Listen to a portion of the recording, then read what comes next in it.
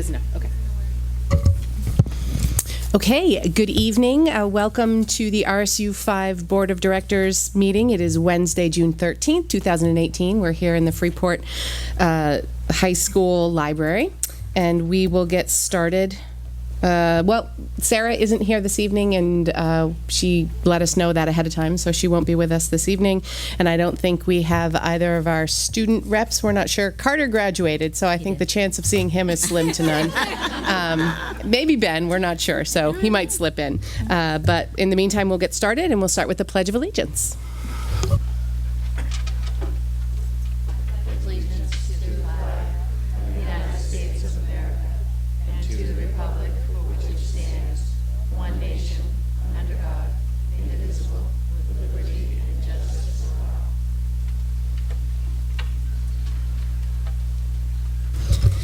So do we have a motion for consideration and approval of the minutes from the May 9th and the May 23rd, 2018 meetings as presented, barring any errors or omissions?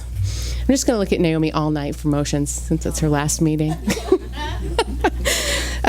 First, yeah, but that's not really a big meeting, hopefully. Teeny meeting. Yeah. So Naomi and Maddie, all those in favor? None opposed, thank you. Adjustments to the agenda. We do have one. We will be tabling item 15A, which was a hiring position. We don't have that candidate to put forward this evening. Other than that, the agenda is good? Mm-hmm. Okay. So we will get started with good news and recognition. So we start with the recognition of the retirees. I'll start with that, and Becky's going over there. So I'd love to thank all of you for coming out tonight. We're here is kind of a mix of joy and sadness, because we're really here to celebrate the people who have chosen to retire and to thank them for their years of service with the RSU.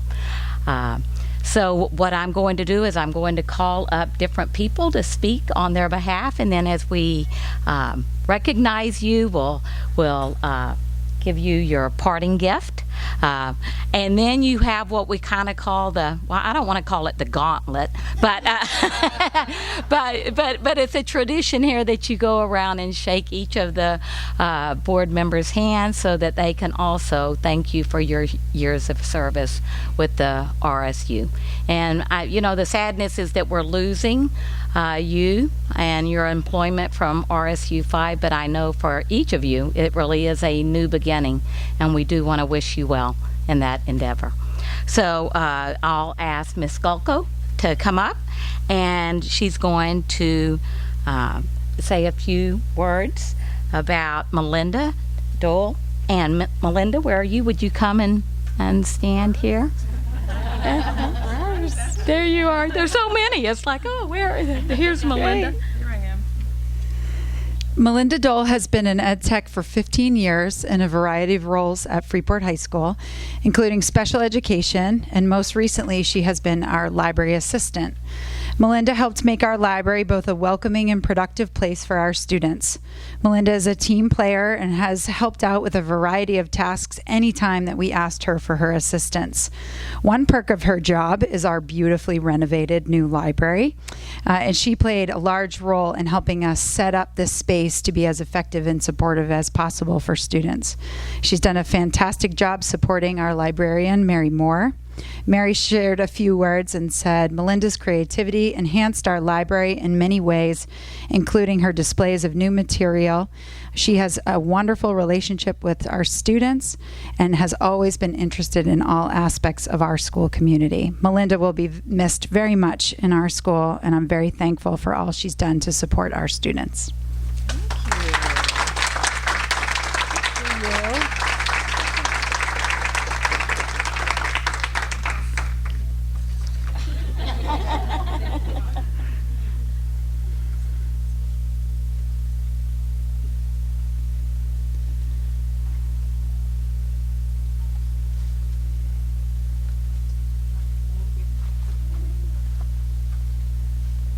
Next is Diane Whitmore.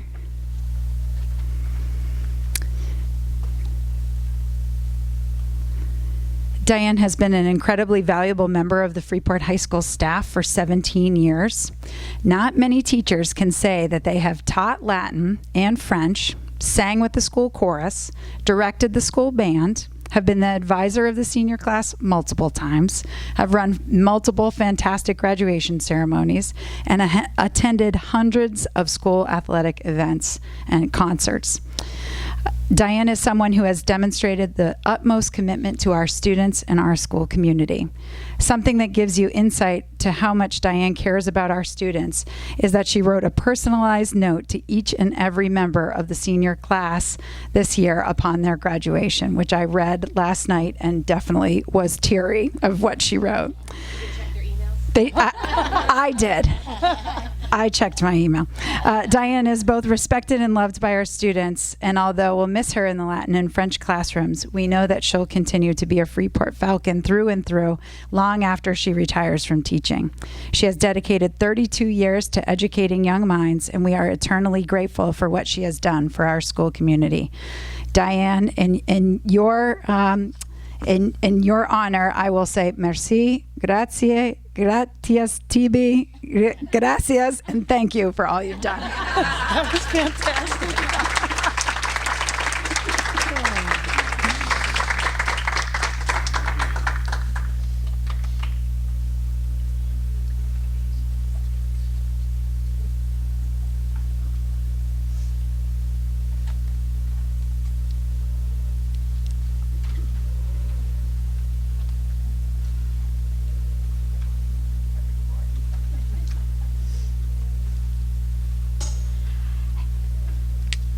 And I'd like to ask Principal Grogan to come up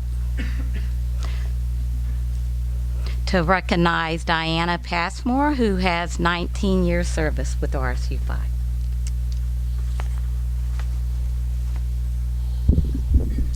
Come on up, Diana.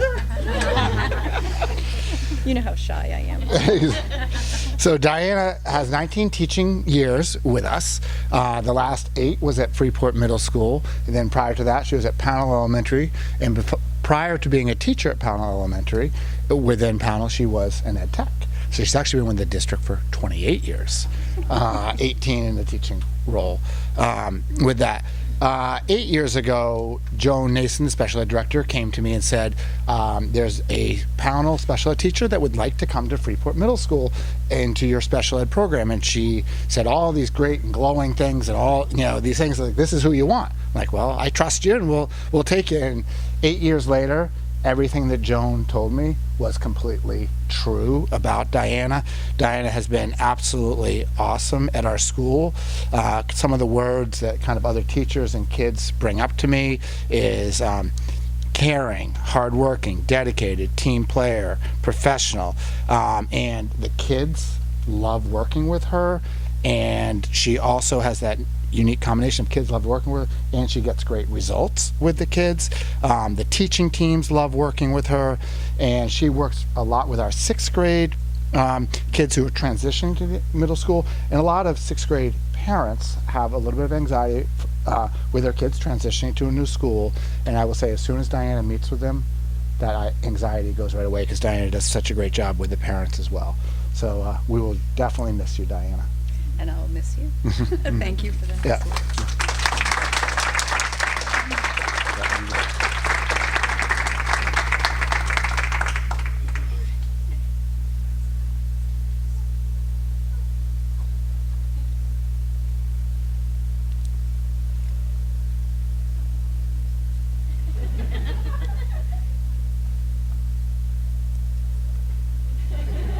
Would Emily...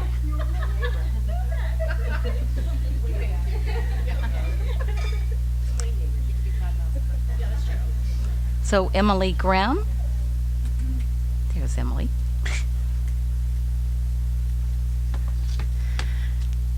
So it's my honor to recognize Fran Townsend, who is playing the role of grandmother tonight, which is one of many hats she wears, which is why she's not able to join us. If you have spent time in a school, you know that the front office secretary is truly the heart of the school.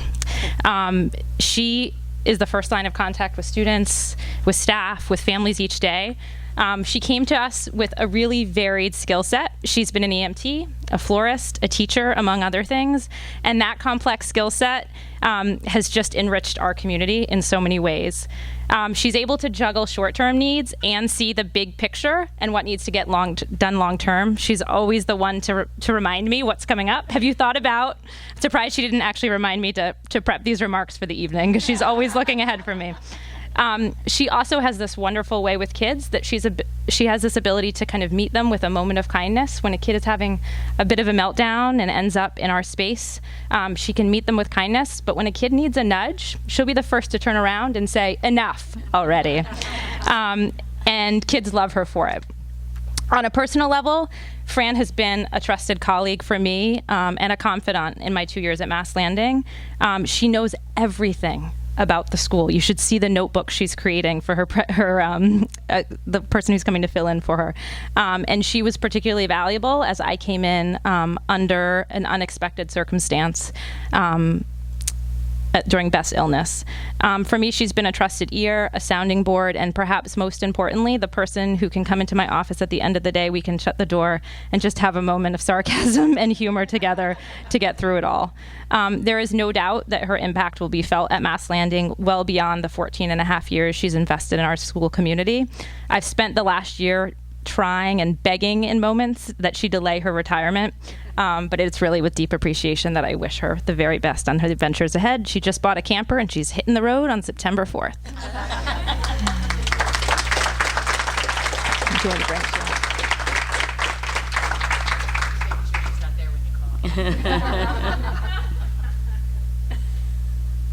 Julie Nickerson.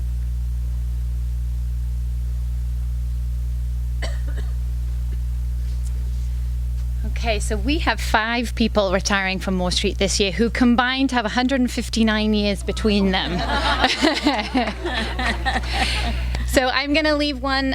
Carrie Donahue is a shared position between Pownell and Moore Street. So Lisa's going to be speaking about you, Carrie. So hang on. So Sue Fitzgerald first. So Sue is retiring after 38 years in the district as a speech and language pathologist. Her first job was in Aroostook County. When she started in Freeport, she used to travel between the basement at Grove Street School, now the Town Hall, and Moore Street to provide speech therapy to students. She may have even been at Mass Landing, too. Yes. For a few hours a week. Sue has worked with hundreds of students during her time and has sat in many IEP meetings where Sue fondly remembers the parents as students. Sue's extensive knowledge, analytical mind, wisdom, and sense of calm will be missed as she leaves the team at Moore Street. Sue's husband has been patiently waiting for Sue to be ready to retire so they can enjoy visits to ball fields across the country. So thank you, Sue, for your hard work and dedication, and you'll be missed as part of the team.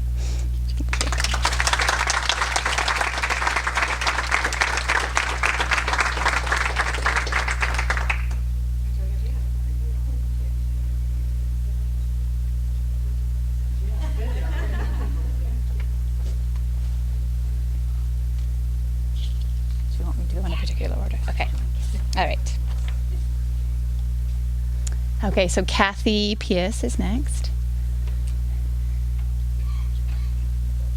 So Kathy is leaving after a combined number of 31 years, I think, at Moore Street. I'm not sure that Dunkin' Donuts will survive in town. Now that Kathy will not be stopping by every morning for her extra large brew.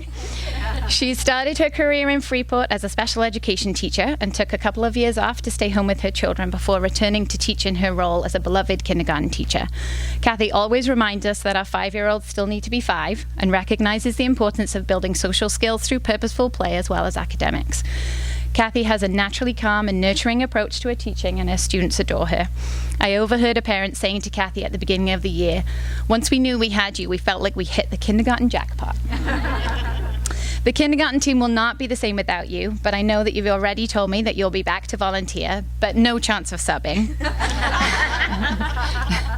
And thank you for all your hard work and dedication to our students, and we wish you well in your retirement.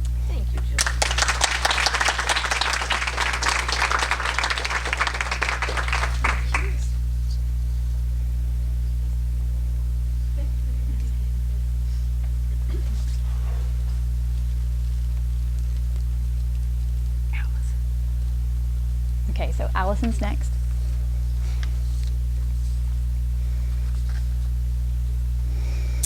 So Allison is retiring from Moore Street after 33 years, and 34 if you count her year as a long-term sub. This was her second teaching job after starting in a very small school where she taught multiple grades. Third, sorry. When I sat down recently with Allison, she reflected that she had taught in every grade level at Moore Street and most, if not all, of the classrooms, which clearly speaks to Allison's flexibility, which is the #1 quality needed when you work in a pre-K2 school. There are very few days that go exactly as planned. And we will miss Allison at Moore Street, but know that she's ready for the next chapter in her life and has plans to spend time with family. Thank you for your years of hard work and dedication to our students.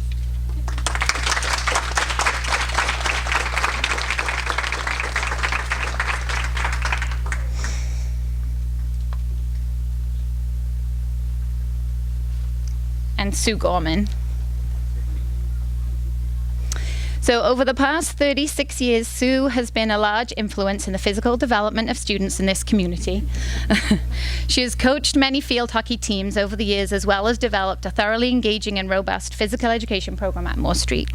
When Sue first came to Moore Street, I believe she was known as Baby Sue, as she was so young compared to the rest of the team. Just like the other Sue, she also started by working at Grove School and Moore Street and used to teach in the classrooms until the gym was built at Moore Street. Sue has been a great advocate for adaptive PE, providing additional support to those who need a little extra. She's been an active member of the wellness team, promoting the importance of healthy, fit bodies, and she, together with her husband Harry, has put a lot of extra hours clearing a walking path near the school so that students could get out and enjoy the outdoors. Sue is leaving big shoes to fill. She has a great understanding of children and their needs. She always shares great insights when we need another perspective on ways to support different students. Although we'll miss Sue at Moore Street, she has exciting events already planned with her son's wedding and a move to the beach. So thank you, Sue, for your years of service, and we wish you well in your new adventures. Thank you. Working with you, Julie. Thank you. Thank you.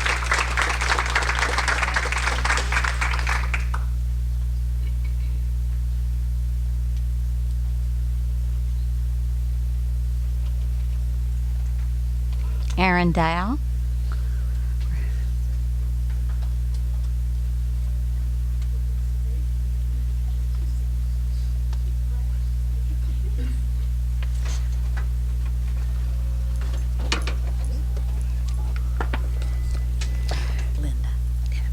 Okay.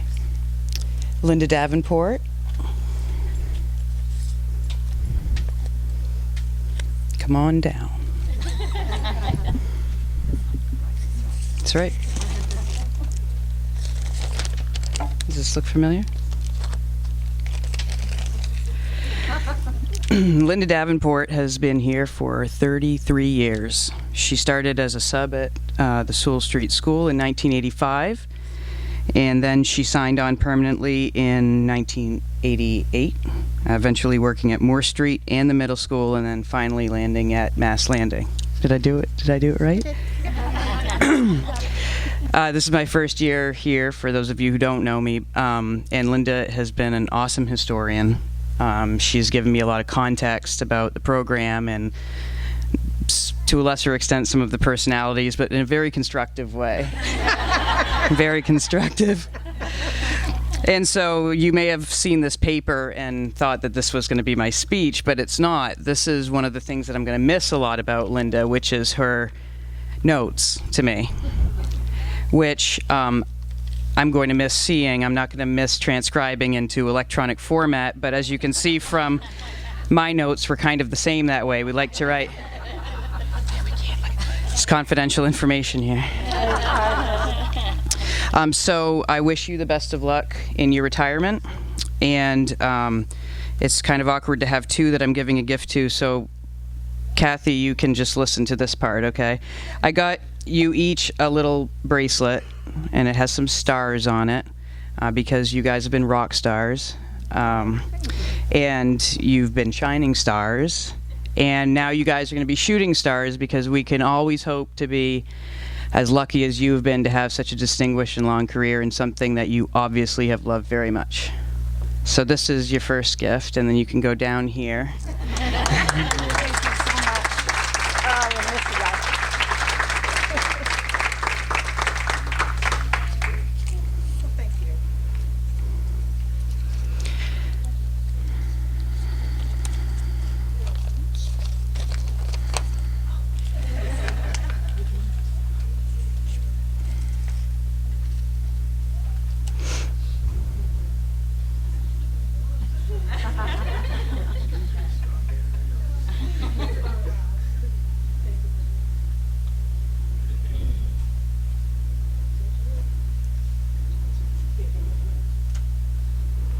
So the next nutrition honoree is Kathy San Michele.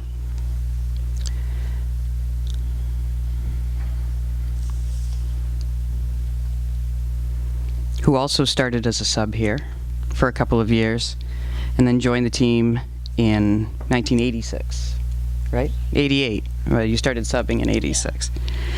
And Kathy has been a very fair and competent manager and has made my job adjusting here easy and similar, and also very different ways. Kathy has really helped me with her sense of humor. And I will miss that the most. For example, today when I sent her an email and I said, "What do you want for Chinese food?" because we had a party before this. She said she wanted a scorpion bowl. And then later in the day, she said, "Are jeans appropriate for tonight?" And I said, "You're the boss of your retirement. Wear a toga if you want." And she said, "Well, my cocktail dress is at the cleaners and it's not my birthday, so I guess they'll have to take me in jeans after all. What will they do? Fire me." So Kathy's been at Durham her entire career.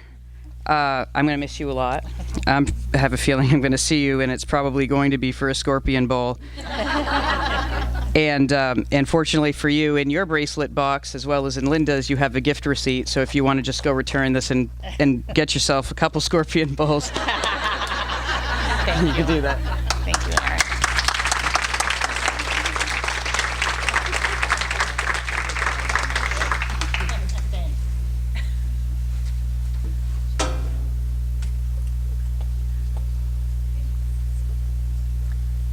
Lisa Demick. There you go, right there.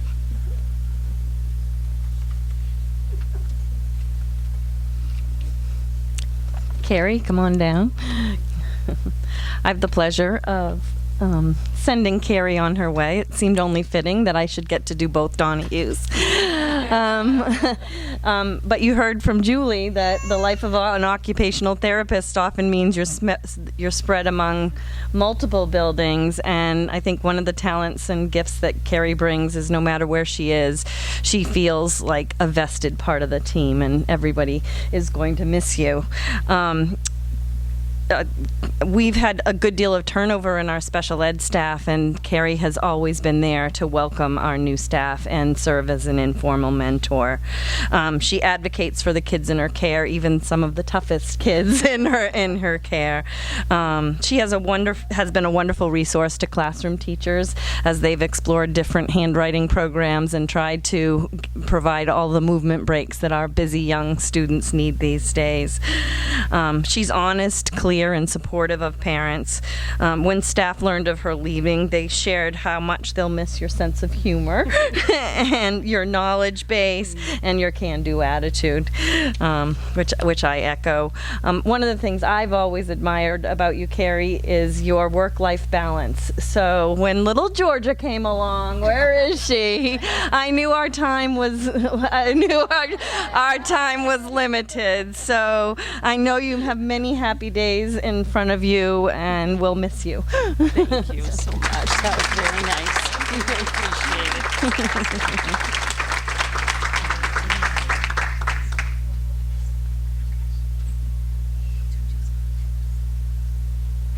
it. Dennis?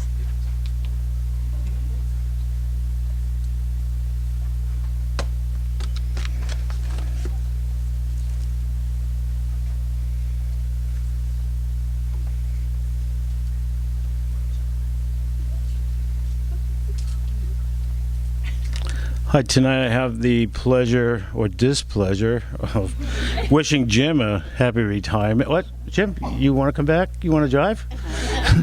Come on up here. Jim's been with us at Durham Community School for 10 years. He's our head custodian there. I can't tell you how many times I've hit the road early in the morning when it's snowing to beat the band, and I turn that corner on the Route 9, and I see Jim out there in the snow blowing. I go, yeah, you know, he's such a dependable person. I can call him up. Jim, go push this button on this air handler. Yep, no problem. Jim, can you drive a van today? Yeah, no problem. Jim, is the cafeteria ready? Yes, no problem. Oh, I'm going to be out, but I've already covered it, so don't worry about it. That's the kind of person Jim is. He takes care of business. and I'm really going to miss him. I dread the day, although I think I've roped him into driving a van a little bit for next year. Because he's such a good guy, we can't let him go that easily. But good luck to you in your retirement. Enjoy your family, and I hope to see you around a lot. You're welcome.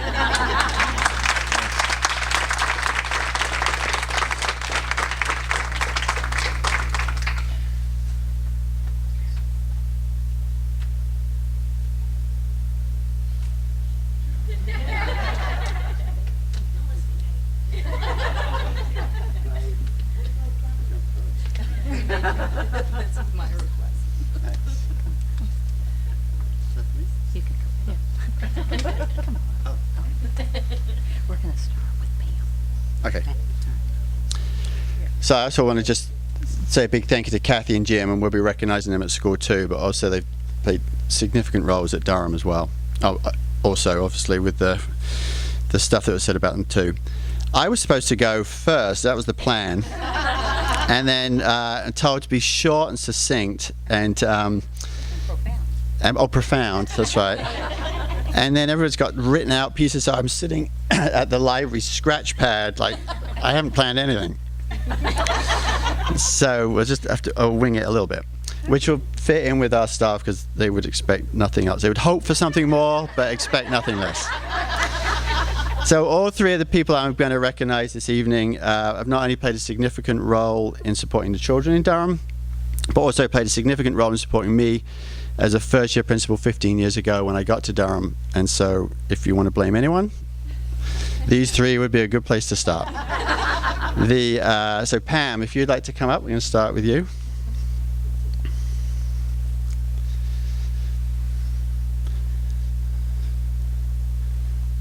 You got some words to say? No. Oh. I was kind of hoping. Yeah. So Pam is retiring from Durham after 38 years. And I don't quite have all the details that everyone else has, but a big chunk of it was as a 5th grade teacher and then as our guidance counselor. And so Pam not only provides guidance to the students, but also many of the parents who she had as students. I'm not sure if there's a correlation. But also to staff and anybody really associated with our school. A big sort of piece, I think, that would show how much the community has faith in Pam and depends upon her. Even as recently as earlier this week, a child who's having a very difficult time, and when called to speak with the parent said, I think I'm just going to call Pam because she'll know what to do and she'll help me. And that piece has been a repetitive message throughout the time that Pam has been at our school. Not only is she the counsellor, but she also has done played a significant role in establishing adventure-based learning at our school. When we got to the new school, Pam had already figured out which trees in the woods would be suitable for starting to build a ropes course and being able to add in these aspects that she'd always hoped would be able to be a part of our program but weren't able to at our last school. And so year by year, Pam has added to the program. So we now have a really great adventure-based learning place out in the woods, but also with the camp and the examples that the children get to experience out of school. Our 6th graders each year are fortunate to go to camp, and a big part of that is Pam's significant fundraising efforts that happen in 5th grade, and the 5th graders raise the money to go as 6th graders. And all of these components really add up to this sort of overall contribution to the school and to the community, and Pam's going to be greatly missed by a lot of people. So congratulations and thank you so much.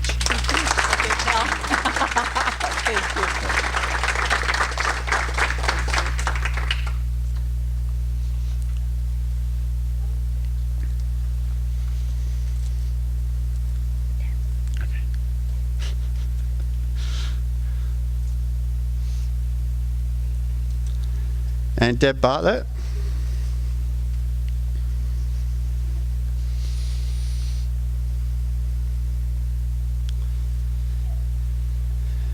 Are you speaking? No. Am I what? Speaking, no.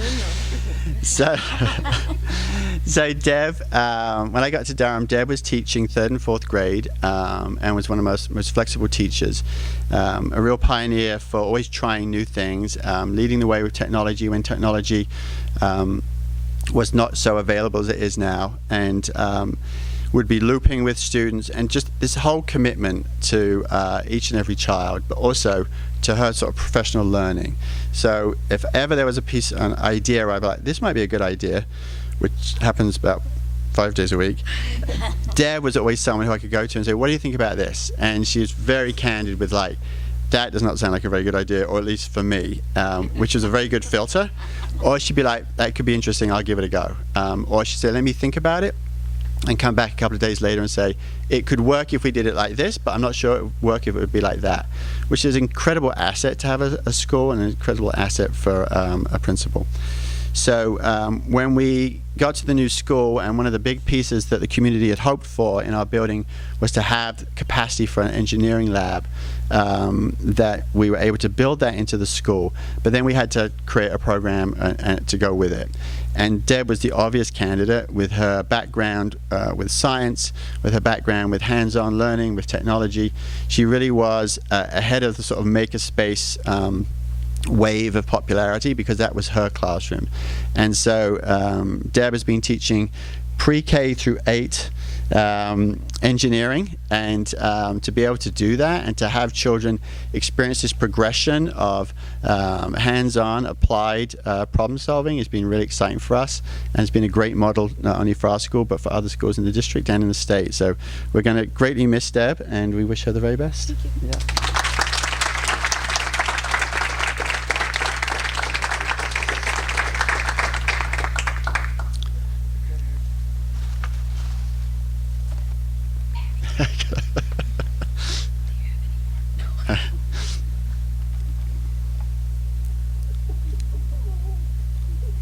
And Patty McLaughlin.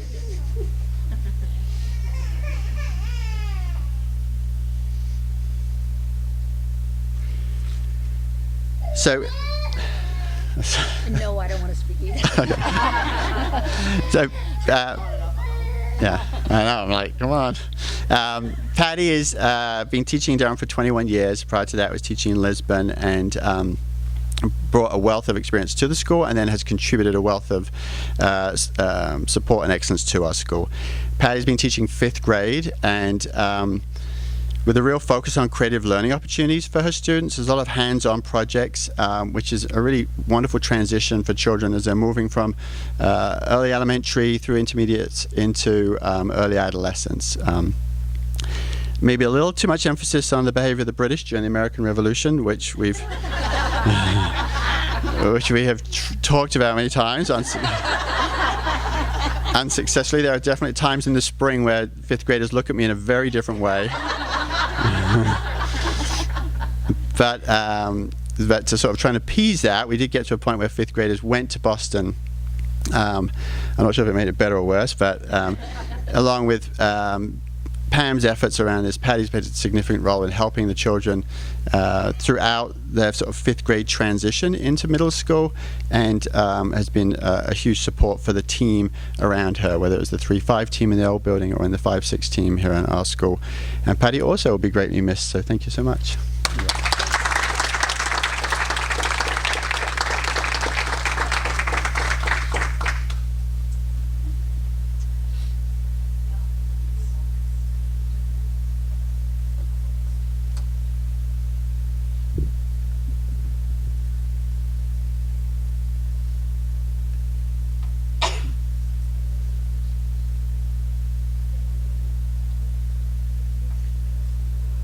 So you can see the talent that we're losing, and that they will be very hard to be replaced. But we do wish you well, and good luck on your new adventures. And as kind of your parting gift, I would say that if you'd like to leave, you're allowed to do that. Because it's not going to get any better, I don't think, than this.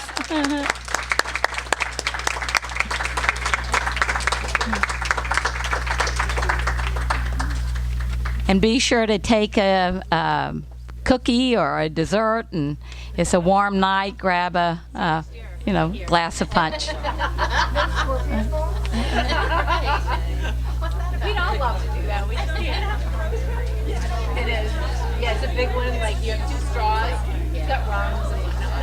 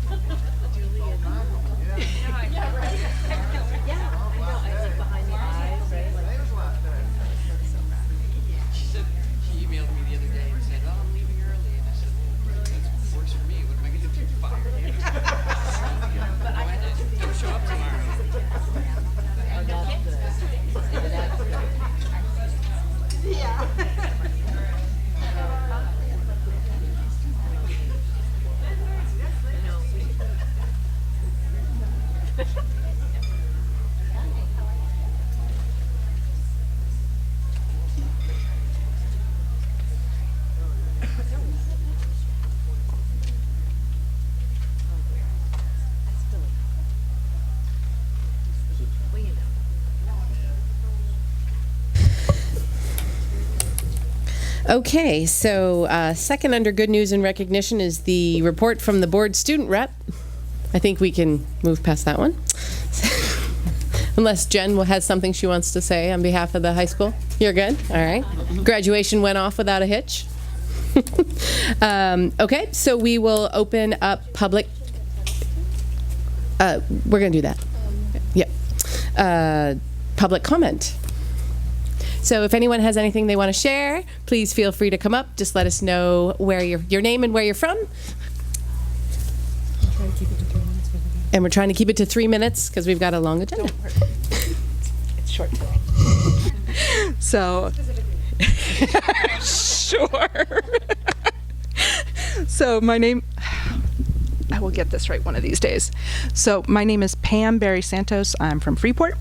I just kind of, after the last few months of everybody kind of coming in here and everything, I just wanted to kind of make sure that the community is on the same page. I know there are a lot of emails going around, a lot of conversations that are kind of one-offs, and so I just wanted to kind of state where I think we are, and if I am wrong, misunderstanding something, I would love for you guys just to clarify that, just so that we can have everybody on the same page with everything. So my understanding is the 9th grade, the conversions that are going to happen, that's been figured out, that's being worked out with the kids there. And any conversations that need to happen are going to happen, but this is going from the 1 to 4 that had been happening earlier in the year to the 0 to 100. The teachers are working currently now in the high school and through the rest of the summer to work on how they're going to do the grading going forward on the 0 to 100 scale going forward, how they're going to kind of mesh the teaching methods that they have been using with a different scoring system so that the grades and the transcripts all reflect the 0 through 100. The teachers are going to have more representation in the process and how it's going forward. They're going to have more say. There are going to be more members of teachers on the board for going forward with this, not this board, but within their system. There is going to be another proficiency-based workshop, tentatively, I guess, set for September 12th is my guess, based on looking at the agenda. I think that's the first meeting of the school year. So I just want to make sure we're all on the same page with that so that we can plan accordingly as well. The 9th grade orientation that's scheduled to happen on the 27th, I think the plan is to try to get some documentation to the parents a week or so before so they can review it beforehand in hopes that they can kind of know what's going to happen now that the new system is going to be worked on over the summer and the parents don't yet know what to expect. For the changes that have been going on, instead of getting, little bits here and there from different people, I think Becky's going to work on a newsletter after tonight's meeting that's going to go out to the parents, go out to all of us to let us know what's happening. And then in the fall, so that we're not all trying to get little bits and pieces here and there, that we're going to see information at a centralized place on the website, on the rsu5.org website, so that all the parents are getting information. It's not coming out in an email that somebody misses, or it only goes out to one mailing list and a whole bunch of other parents don't get it, so that we're all on the same page and understand where we are. And that the grading going forward for 9 through 12, at this point, the understanding is that it's going to be 0 through 100 on all of the grades and all of the transcripts, not necessarily individual scores on every little thing that comes out of a class, but that on the grade reports and the transcripts, it's going to reflect the 0 through 100. And so I just wanted to make sure we're all on the same page, because I don't know about you guys, but we get tons of emails from different people having different conversations, and it gets to be a lot to try to keep track of. So, thank you. Thanks, Pam.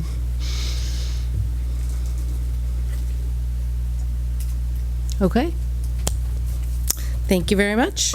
The Superintendent's Report. Okay, so we just celebrated our 15 retirees. We have other things to celebrate. Our girls lacrosse team reached the semifinals this year and just lost this week to Lake Region. They played hard. Last year they made it to the quarterfinals, and so we're hoping that next year, it seems like we're getting a little stronger every year, that maybe we'll be at the finals. And this is very possible because our 8th grade girls lacrosse team just finished their season for the 2nd year in a row undefeated. So we are just doing really well there. And then just keeping on the sports theme, our boys tennis went to the state championship, and they barely lost, if you can barely lose, 3-2 in the final, to Caribou, so we're really proud of them. And we also want to acknowledge our boys baseball team that went to the quarterfinals but lost to Gray. And then a big shout out to Lily Horn, who won the state championship for the 1600 meter and the 3200 meter. That's the 1 and 2 miles. So we've just done really well in our spring sports this year. And then another thing to celebrate, as you all know, is that we just passed our budget, and I really want to thank our community for that. 73% of our communities, of the voters, supported that budget. The final vote was 2,711 for and 1,016 against. If you've read the paper today, a lot of our neighboring districts had much smaller margins, so I'm just really proud of our community for pulling together and supporting that budget. Graduation went well, so we've just added to the alumni of FHS 106 students. Diane Whitmore and Jen Gulko, they both were did a great job in that ceremony, and I want to thank them for that. Michelle reminded me that this is our first board meeting since the official grand opening of the track and field and that celebration, and that we just had huge community support there. A lot of people came out, and that was just a day that you could just feel the energy of the community coming together. And did you want to add something to that? Yes, Jen's still here, right? So the Nike folks were really kind and generous, and in addition to making the bibs for the lap around the track with Joni after right after the grand opening dedication, which was fantastic with hundreds of people there. Kids had a great time. I had a great time running around the track. Not quite as quick as the kids. But the Nike folks had an artistic rendering done of the track and field along with the high school. You probably can't see it, but it actually has the Falcon Pride mural on the side of the building, as it is today. And they presented this to me as the representative for the board, but I really think it belongs here at the high school. So I'm going to give this to Jen, and I know she'll find a fantastic place to put it up. Thank you for all your work.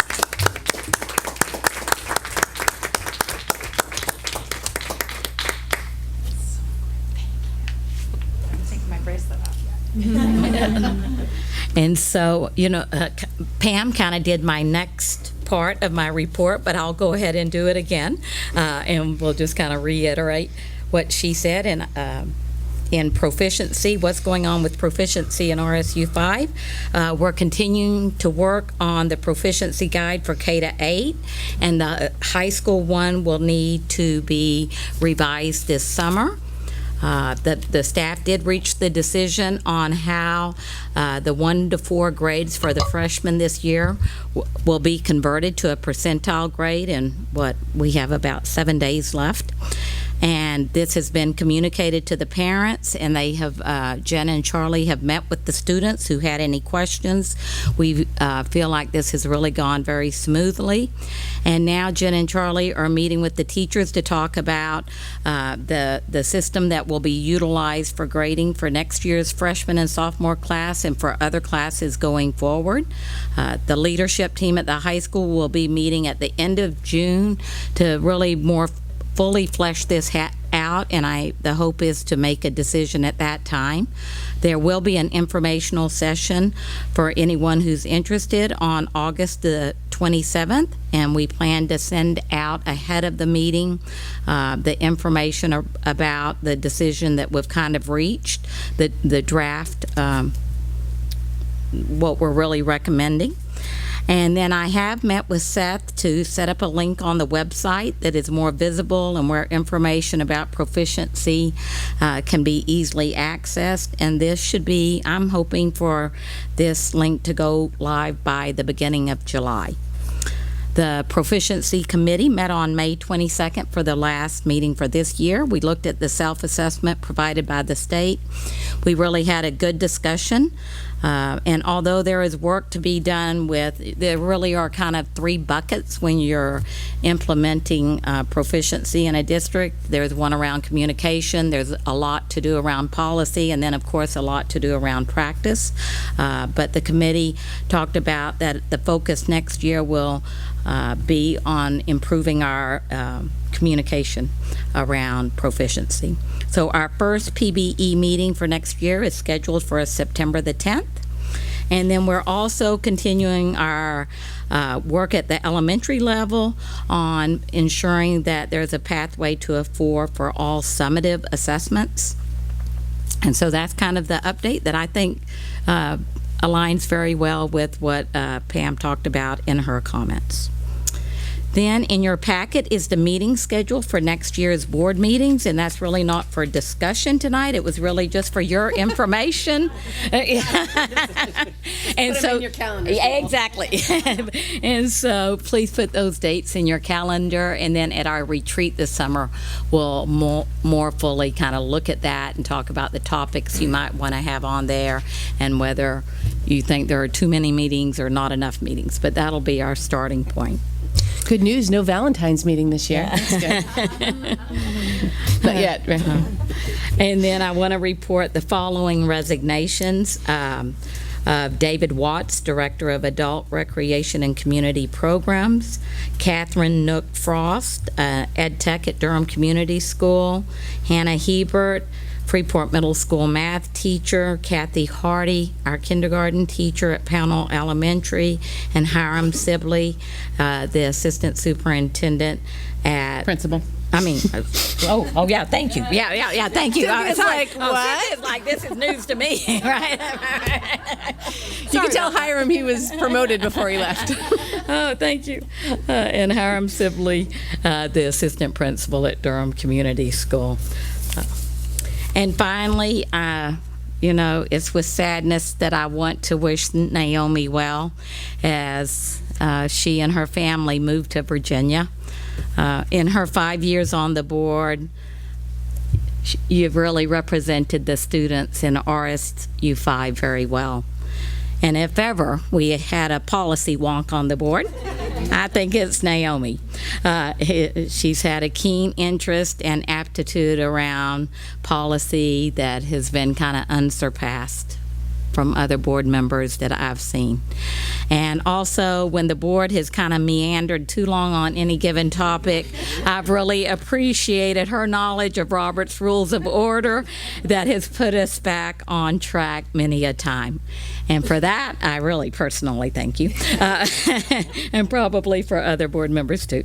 And then I want to thank Naomi's husband, Jeff, for his service in the military. But I'm sorry that his willingness to serve is really taking you away from Maine and for RSU 5. And I hope you know how much you're going to be missed. So thank you.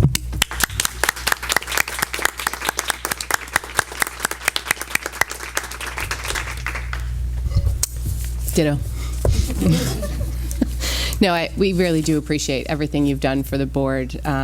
It's been great. I think you provide a different perspective to a lot of things, which is fantastic. To have a group like this and all be respectful and recognize that we all bring different things to the table. It's been a wonderful part of the board for me, and I wish you nothing but luck.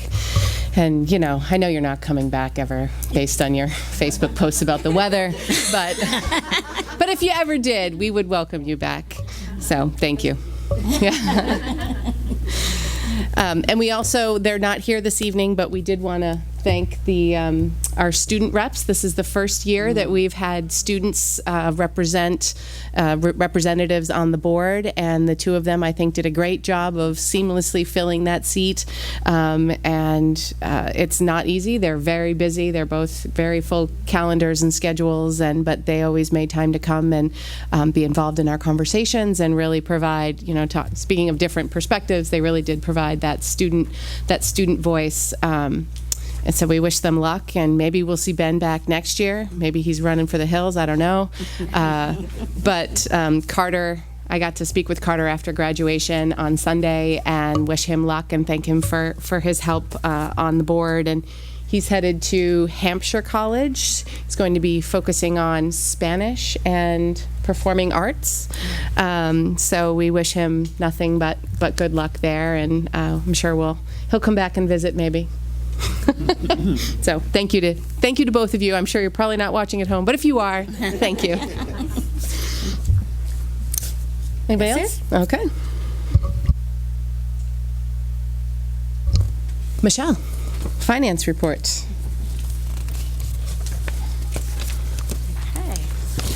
So I'm actually happy to report that there's not a whole lot to report.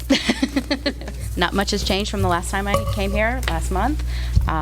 No new big issues, and we're still. I did a projection. I sat down with Becky on Tuesday, wasn't it? And we're going to land right at the 3% undesignated fund balance. So I think that that's perfect. We also have been able, through this particular budget, been able to cover the Pownell issue. So without having to dip into capital reserves. So. I know it looks like we have a lot of money left, but again, I just want to remind you that I can't encumber the salaries, and we have salaries that go through August for all the teachers. So we really don't have all of that. So no parties? No parties. Okay. I'm sorry. You had your big track and field one. That's true. We did have a good party. And then as far as HR goes, we've been very busy getting out the new contracts because of the great negotiations that have happened with the teacher contracts and the support staff. So we've been busily getting those out. And we have also been working on all the year-end issues. And I want to let you know that the auditor has been in touch with me for the last month, and we've already been turning a lot of that stuff around. So I'm hoping that this year will be very smooth sailing. So, any questions? Questions for Michelle? Thank you.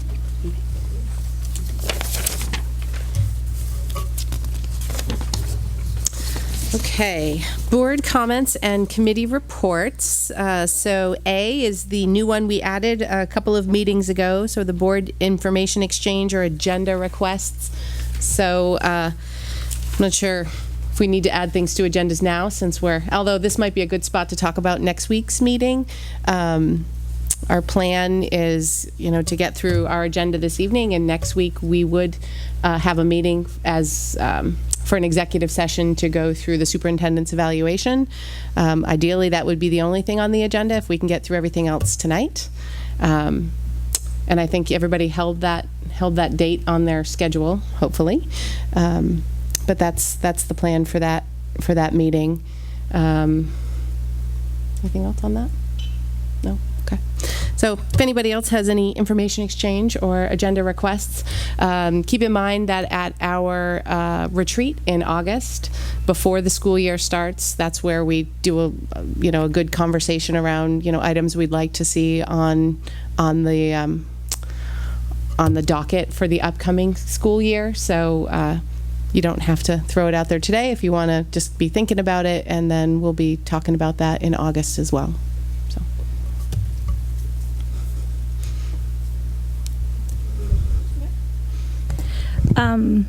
So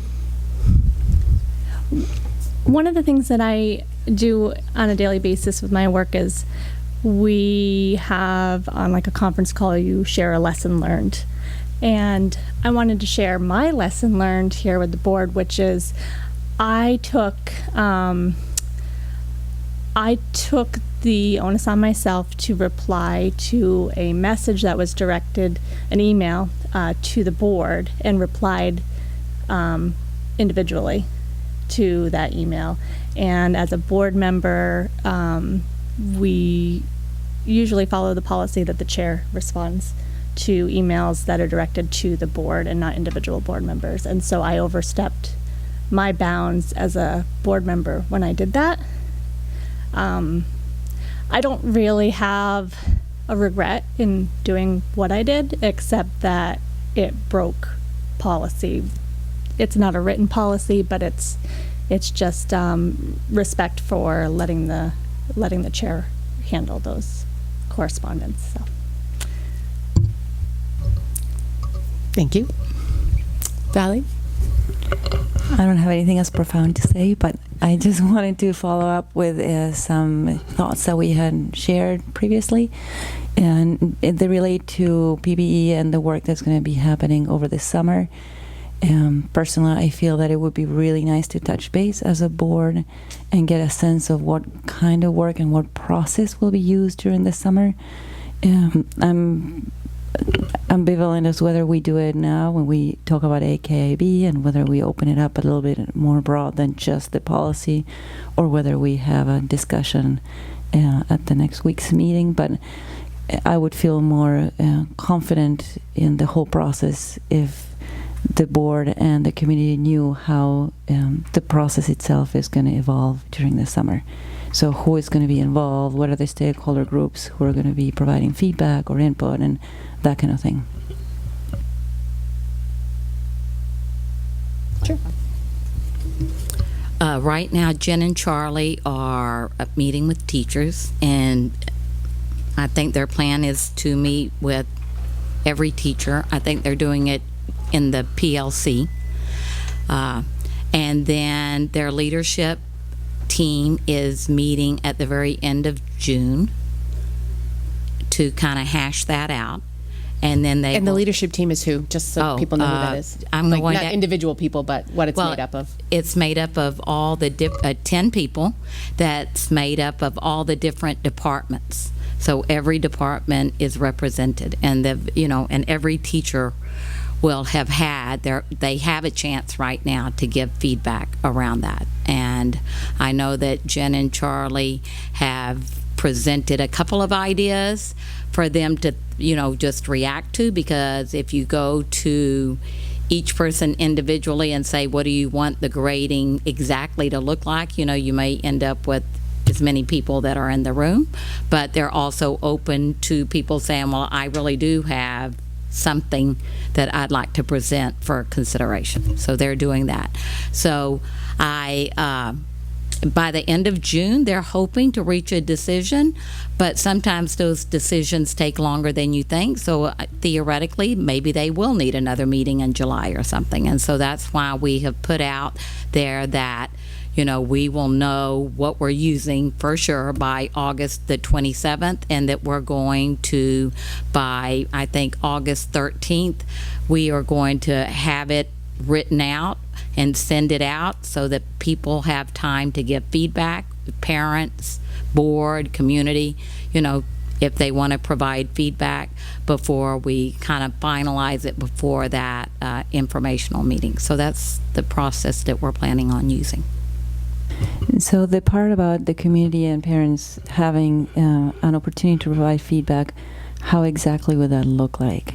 I mean, people are enjoying summer. Will there be an email going out inviting people to come to join leadership team at a certain date and time for an actual meeting, or how is that going to happen? We really see that happening via like email, or if once they get it, they need to understand it more fully and they want to come in and meet with Jen or Charlie, they will be available to meet with them and answer questions and hear what they're saying. And moving forward, even without seeking that new feedback, I'm hoping that there will be a serious consideration given to all the feedback that has already been received. Is that part of the process too, from parents and community members? Right. I feel like, we've received a lot of feedback, through the meeting. And as Pam said, we're committed, which was the recommendation to the board at that workshop, to ensure that we go back to the 0 to 100 on the report cards and the transcripts. And I guess I just want to clarify that, a lot of what is currently happening pre-K through 12th grade, even in the grades that are not impacted by this is already a hybrid system. We have a lot of teachers currently in 10th, 11th, and 12th grade who are using the scoring criteria and understand that it provides very specific feedback to our students, which is what we don't want to lose. We don't want to lose what is really impacting learning. And what we feel very strongly about is that giving more information than just a number really helps students to understand what they need to do to score better, either on the reassessment or on the next assignment.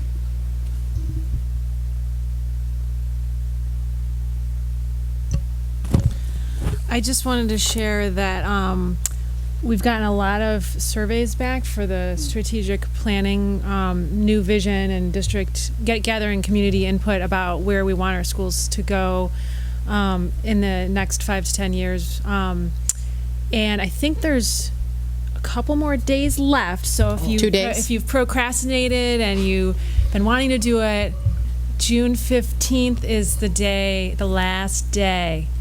So do it. By Friday. Thank you, Lindsay, for that reminder. I think we've reached our goal of over 1,000 already, but you know what? We want as many voices to give input on that. So, board members, if you haven't filled out yours, please do that. Maddie.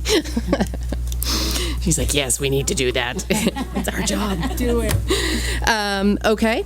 So everybody good with that? We'll move on to the committee reports. Strategic Communication Committee. Candy? Hey,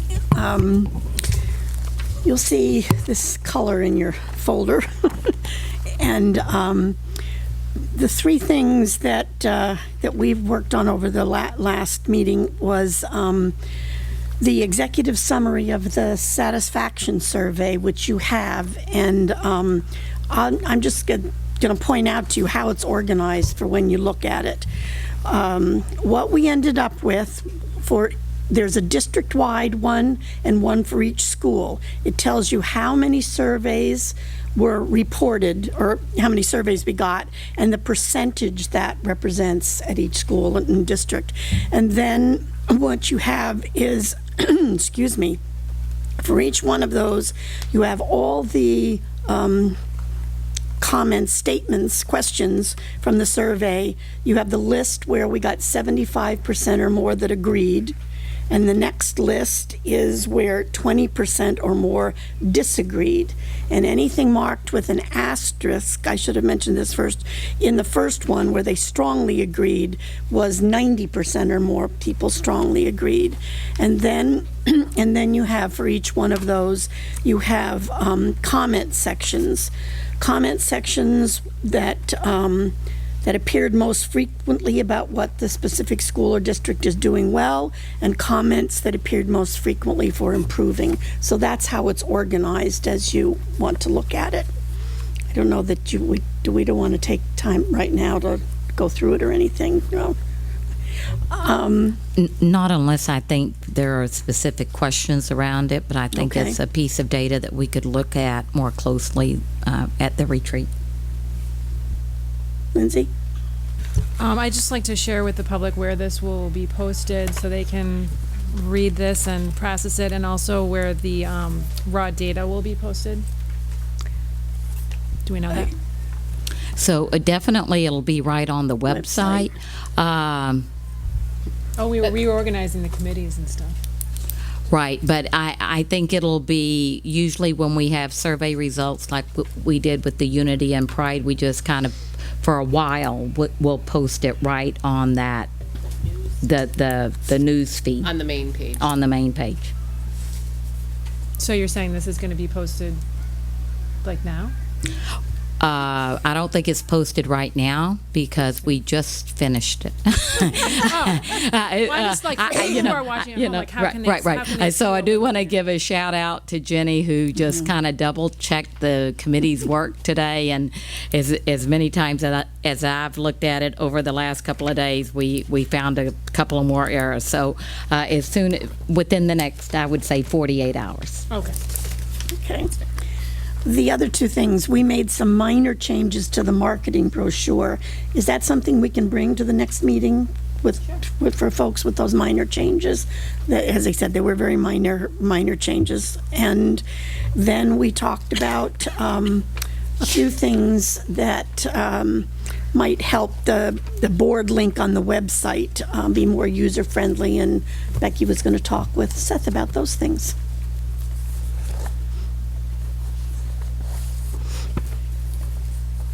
Is that all of yours? All right. Finance. Anybody have any questions for Candy before we move to finance? Nope. So at our last meeting, it was a short and sweet. We just were reviewing any of the policies that related to the finance, fiscal management, under D, fiscal management. So we went through those, and we just had some minor tweaks to that, and had a couple questions on the whole bidding process and how that's spelled out in the policy. At what level do we make sure that we get, I think the figure of $50,000 was suggested for bidding, because right now I think it's $10,000, which is kind of, there's a lot of things that fall above that. Sorry. So was that the question, or were we talking about wanting to know when things were going out to bid? And we were thinking, yeah, that's what it was.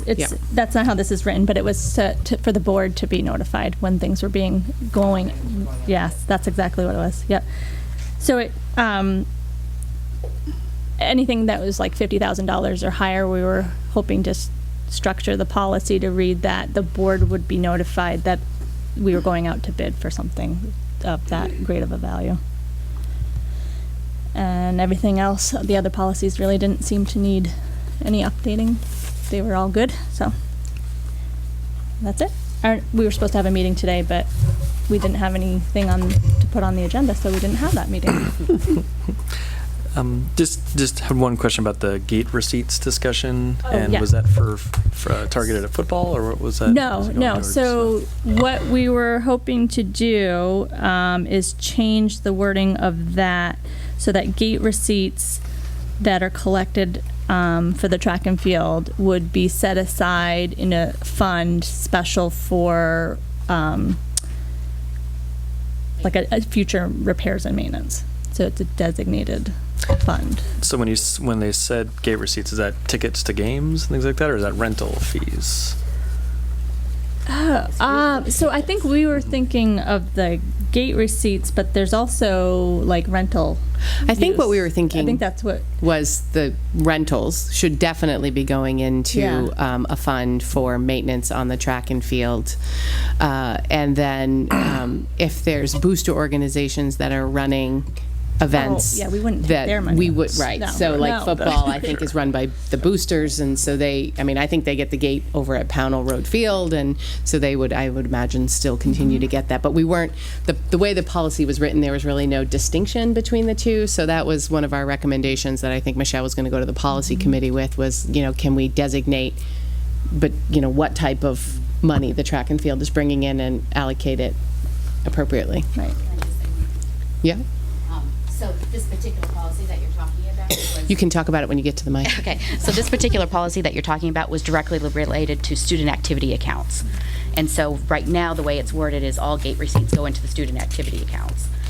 And so that's what we were trying to word, is that we would like the track and field gate receipts to be separated from that.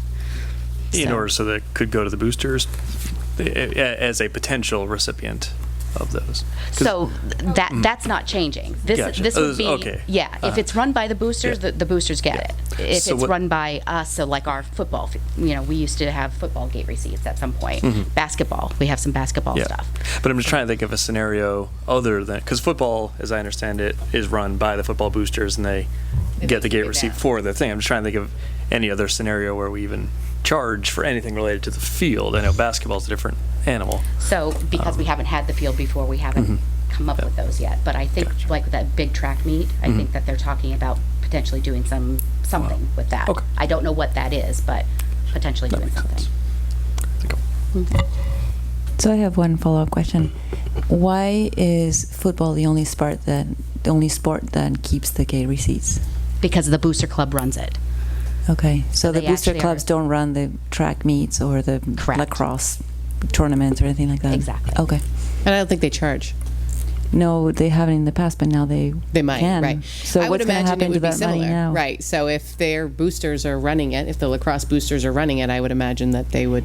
So the booster club steps in and says, hey, we want to run these things and we want to keep the gate receipts, then they will. Yes. Okay. Maddie? Yeah. We've only had one track meet here, and I'm pretty sure the booster club did run it. But we didn't charge. But we didn't charge for that, and I know there was some conversation over what kind of meets they would charge for. They might not charge for a regular meet, but if we ever hosted like a big regional, meet, right? then we might. I think the booster they need as much money as they can get, and I'm an advocate for that. But I think that they also are invested in maintaining our facilities, and it might be worth it to broach that question with the booster club presidents. Would they consider a percentage of the gate to go to the fund? Just a thought. Yep. Okay. That was finance. You still going? You're done? Okay. Policy committee. Okay. We gave you a break between them. That's okay.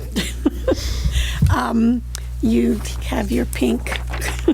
And Cynthia, I may need you to help me here with one thing. We did review, because you have reports from two committee meetings.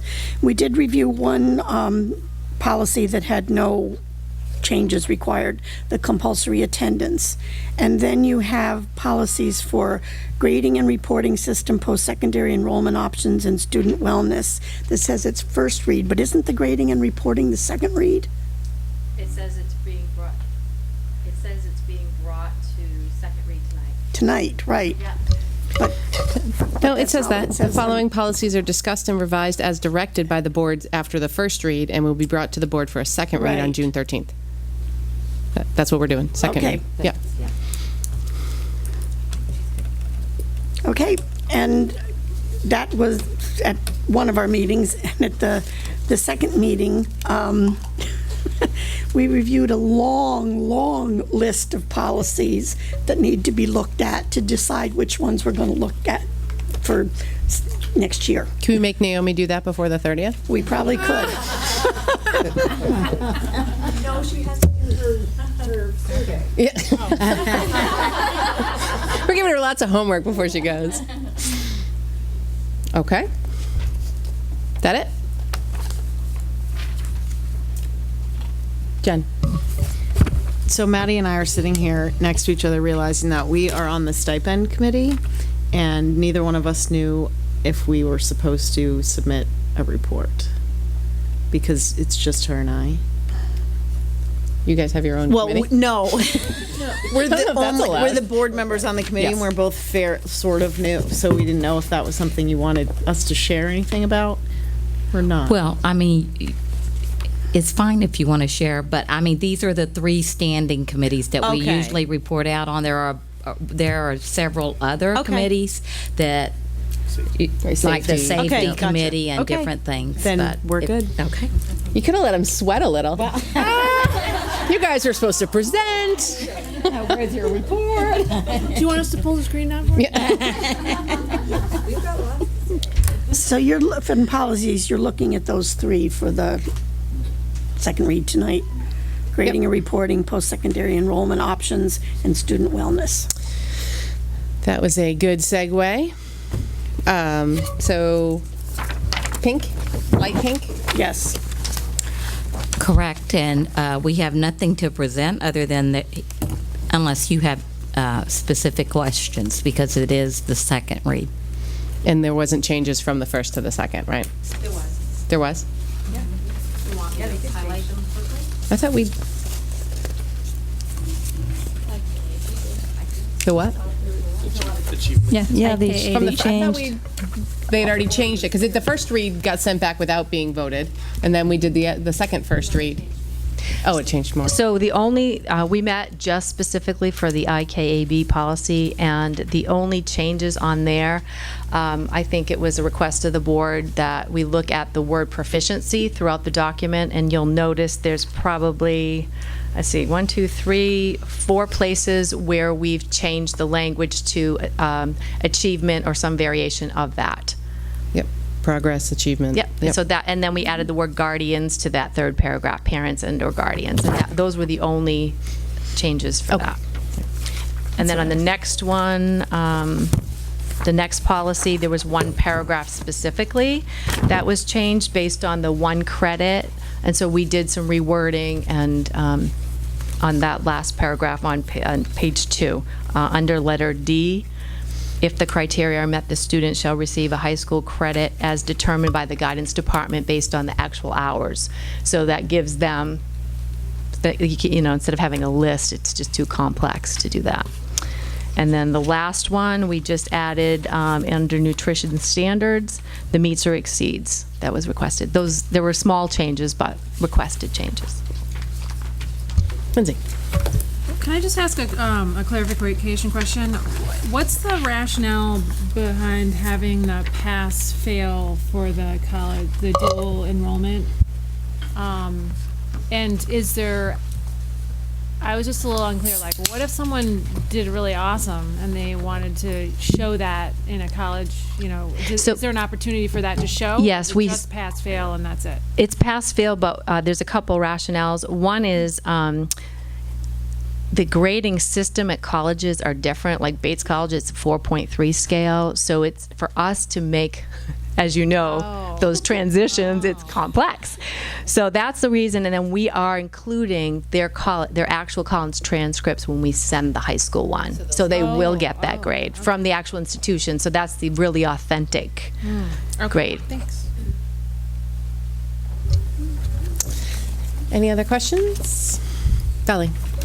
So I wanted just to make a comment on AKAB, the grading and reporting system. I think this is a great second read piece, and I'm ready to vote for it and approve it. But I wanted, before voting for it, just make a little comment about intent. And personally, I want to explain why I'm voting for this. And I don't want the vote to be so narrow that people don't understand what it is exactly that I personally want to support. So the 2 things that I really care about in changing the system is, one, to assuage the concerns that parents have about the transcripts for college application, which this clearly will do. The other concern that I wanted to bring up as something that needs consideration, and that's why I'm voting for this version of the policy, is the student motivation piece. We have had a lot of feedback, and I see it personally in my family, with kids not being motivated by the 1 to 4. So moving forward, I understand that the process will include multiple viewpoints, and I just want to make sure that it is understood that at least my personal intent in wanting to change the system is to reflect the need to preserve as many incentives as possible for the students to do their very best work. So in my estimation, if we just had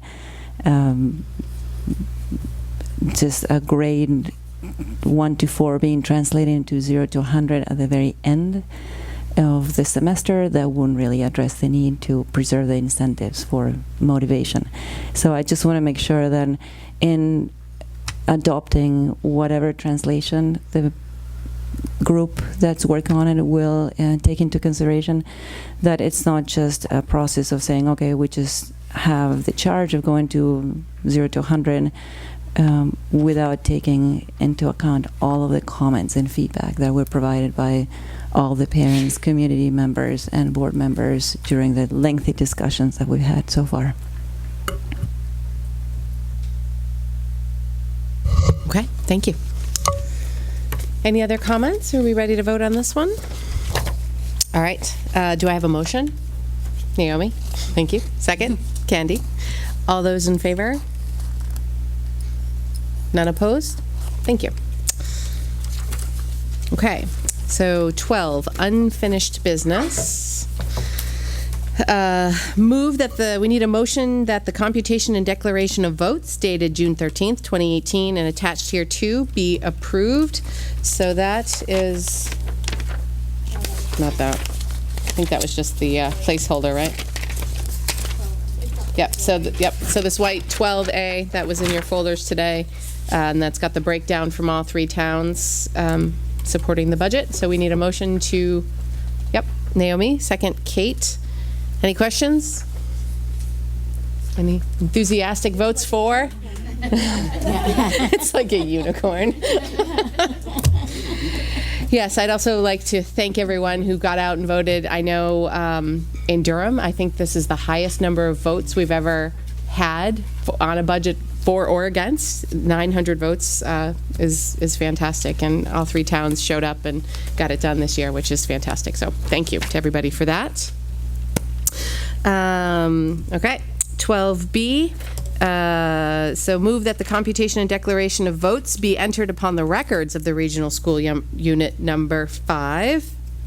Kate? Naomi? I wrote it down ahead of you. You told me Naomi's going Oh, then maybe Kate is. Kate was the second. Naomi's was implied. Kate's the second. All those in favor? None opposed. And the last one on this is move that a certified copy of the computation and declaration of votes be sent to each of the municipal clerks within regional school unit. Naomi? Candy? All those in favor? They're even cheering for us out on the field. Thank you. Okay, so I need a motion that the assessment warrant and the assessment schedule and notice of installments prepared by the treasurer for each member municipality for this regional school unit for fiscal year 2018-2019 be approved and be issued in the form presented to this meeting, and that the treasurer be authorized and directed to deliver to each member municipality its assessment warrant and its assessment schedule and the notice of installments. So that is in your... That is this guy here, sort of the tan, I guess. This is what Michelle prepares and provides to all three towns so that they all send their money in. So we need a motion? No. Naomi? Lindsay second. All those in favor? None opposed. Thank you. Okay, consideration and approval on the additional FHS building construction projects. God, this seems so far away. This is Yes. So. Oh. Oh dear. I think there's an error on town. Are you the treasurer for the RSU 5? Well, it lists 2017, 2018. Michelle, I'm looking to you. The third page in. Oh yeah, it says it on the back page too. So Under and by the virtue of the provisions, blah, blah, blah. You are hereby notified that the following monthly installments are payable by the town to the treasurer of the RSU for fiscal year 2017-18. It's the same on all three. Is Becky the treasurer? She is. Other duties as assigned, apparently. Yeah. Nope, that was my mistake. So would you amend your motion to approve it with that adjustment? And your second, Lindsay? Yes? All those in favor? Okay. The good news is that the signature page is not that page. You can just swap that page. Oh, you need us to sign these tonight? Yeah. Okay. So you can swap out that page with the dates.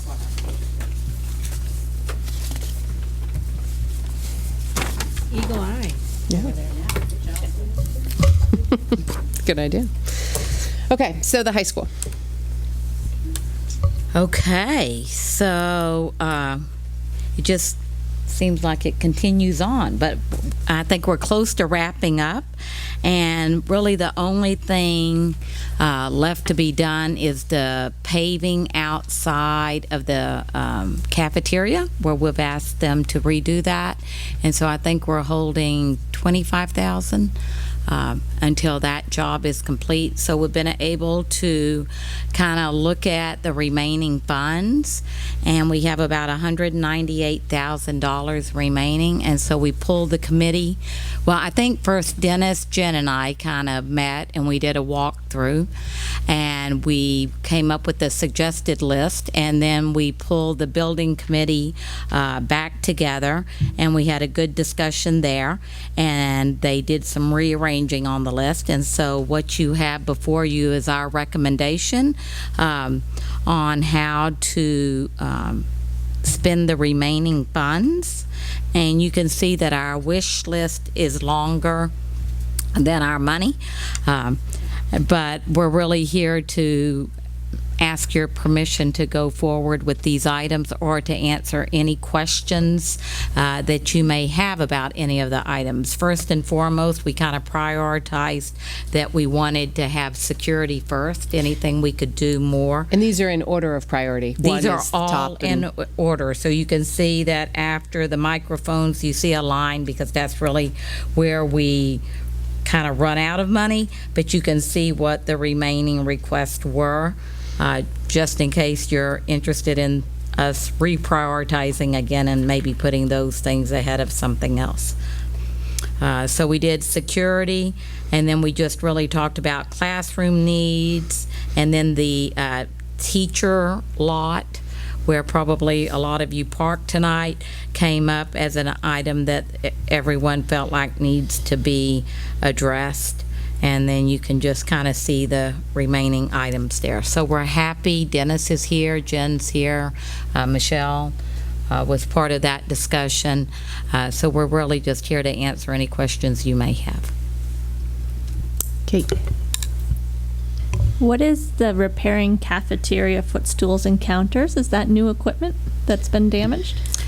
Dennis, would you come up and talk to our issue that we've had around that installation? So that is the new foot rail and the white countertop that sticks out behind the booths. They crack, and the footstools aren't able to hold the weight because they're not supported from directly underneath. So what that is, it's buying some brackets to go straight down from the foot rail, keeping the angle brackets as well, but going straight down to give it that extra sturdiness in between. It's adding 40 of those on the rail, and then underneath the countertop there's a decorative piece that you can support the countertop from underneath, so you can, if somebody happens to climb on it or something they're not supposed to do, you know, they are kids and they do things, and no, but just in case. So that's what that is.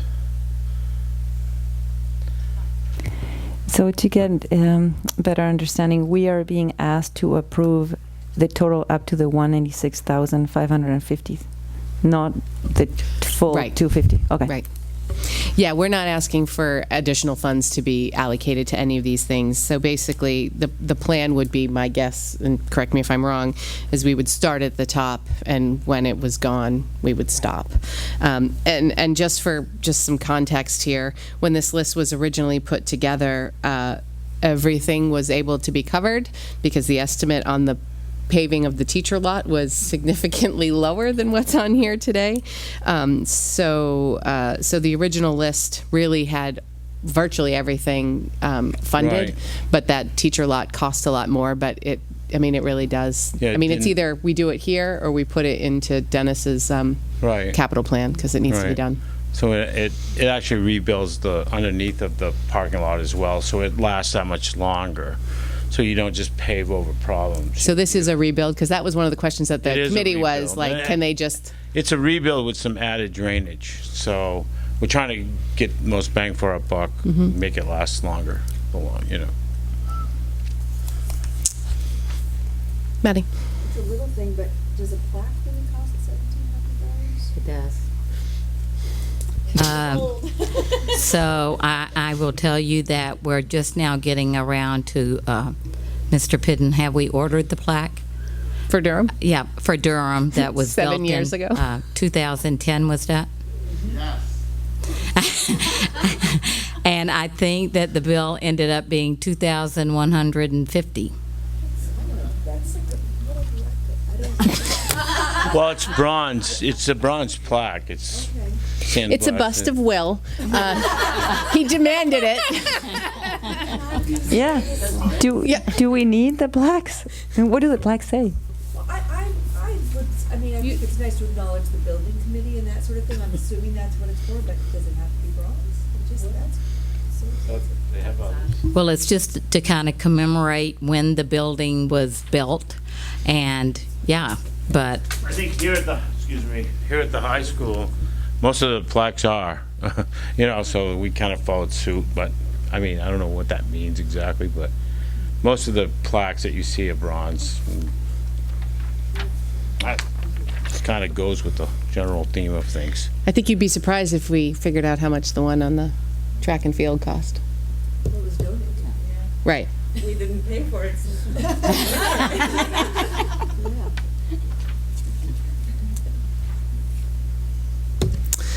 Any, Kate? So the retiling bathroom floors, does that include my favorite Yes, that's the bathroom bathroom. over here? That's that one? Okay. Yeah, she was clear she was, pretty obvious with them, like, the board really wants to get that done.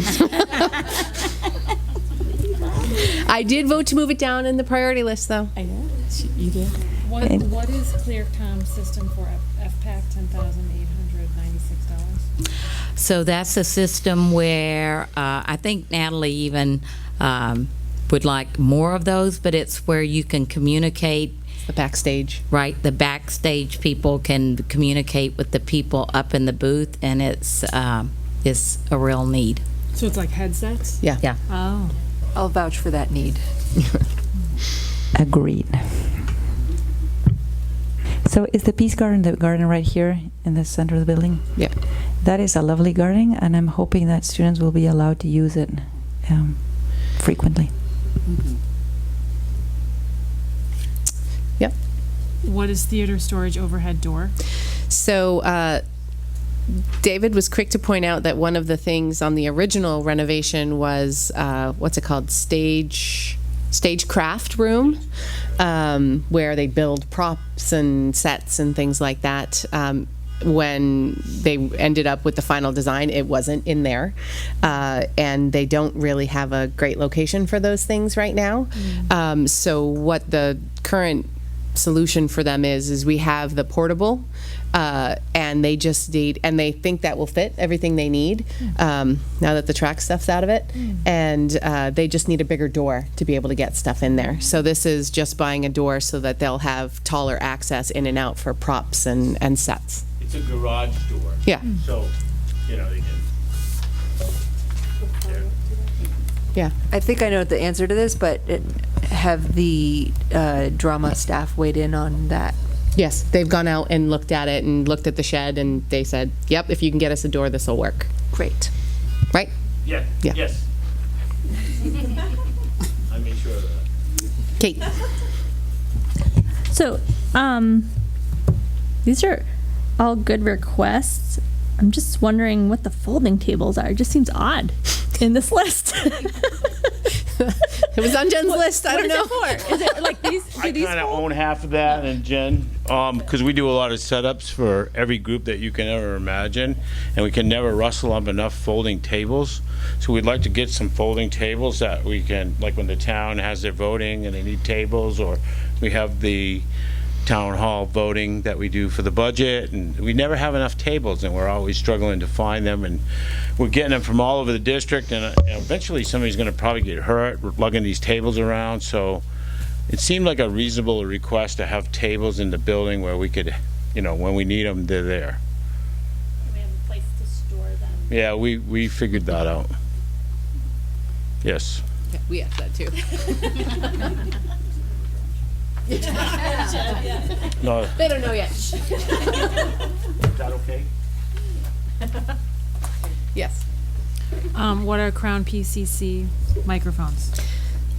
Those are for the stage. Those, I don't think those are the drop-down mics. Those are actually the hand mics, I think, and it's 3 or 4 of them. that they need for just the sound system. Any other questions? Any thoughts on the items, thoughts on the prioritization? Yeah? I just feel like I should understand what these all are. Sure. I'm sorry if I'm being too nitpicky. Door sensor panel and timer on the ski door. Okay. I'll go through them. ADA buzzer for the ramp. It's not a buzzer, it's a button. So the door opens, ADA opens, so you have a button. There's none on the outside door. It's not really required, but we felt that since there's a button on the inside, we should have a button on the outside. The second FPAC door, that's a button as well. The handicap door on the FPAC only opens the outside door. We wanted to open the inside door as well. So we asked for a price for that.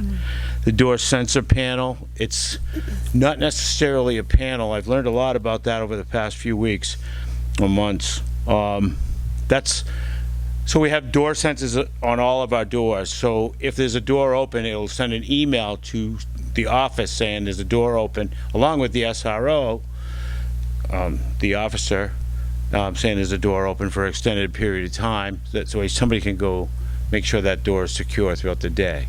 That's what that's for. The timer Can I ask a question on that? Because there was the discussion we had about that was, my understanding is that's how Durham works. Yeah. But somebody there said no, it doesn't. Well, it can, though. It can. You know, I researched that after you said that, and absolutely it can be done. But we don't use it? It's just not done. We can do it. We should do it. And I'll probably approach that through the capital program at some point. Yeah. Because there's a little bit of a cost to it, but. And then the lighting on the side of the gym, when they did the renovation. Timer on the ski door? I'm sorry. Timer on the ski door. So the back door to the ski room is left unlocked in the morning till the students get here at 7:50. And then somebody has to run down and make sure it's closed, where we can have it programmed. We program all the doors, like the front door and the cafeteria door, so when the students come in at 7:15 to 7:50, the door's unlocked. It automatically locks at 7:50, and everybody's happy. Except for the ski room door gets missed, and sometimes it gets propped open. So we thought it'd be safer to put one of these key card readers on there and actually time it on a program, and that'll make the building that much safer. The lighting on the side of the gym. Are you good with that? I'm sorry. Are you good with that? Yeah, I'm good. I'm good with the rest of the items. Okay. The lighting on the side. You're good of with the rest of the items. Yeah, I don't need. Oh, okay. But I didn't know you guys are all set on the rest. Yeah. I'm surprised that the lighting on the side of the building is on there, because I thought we were going back to the builder like, hey, you guys ripped out the lights and didn't put them back up. They didn't agree with that. Well, the lights that they took out were pretty old, and we kind of came up with an agreement that we would put LED lights on there. Okay. And we had planned to do it at the end of the project like this. Okay. Okay. That's okay. Thank you. Thank you. All right, so we all have a pretty good understanding of what the items are, and any questions or thoughts on the prioritization? Or all right, so you're looking for a vote on this, right? Yeah, I am. Okay, so I would take a motion from Naomi. You don't have to vote for it. You don't have to even vote for it to move it. It just gets it on the table. The second from John. All those in favor? None opposed. Thank you. Consideration and approval to adopt the revised RSU 5 Principal Evaluation Handbook. That is the white 12F.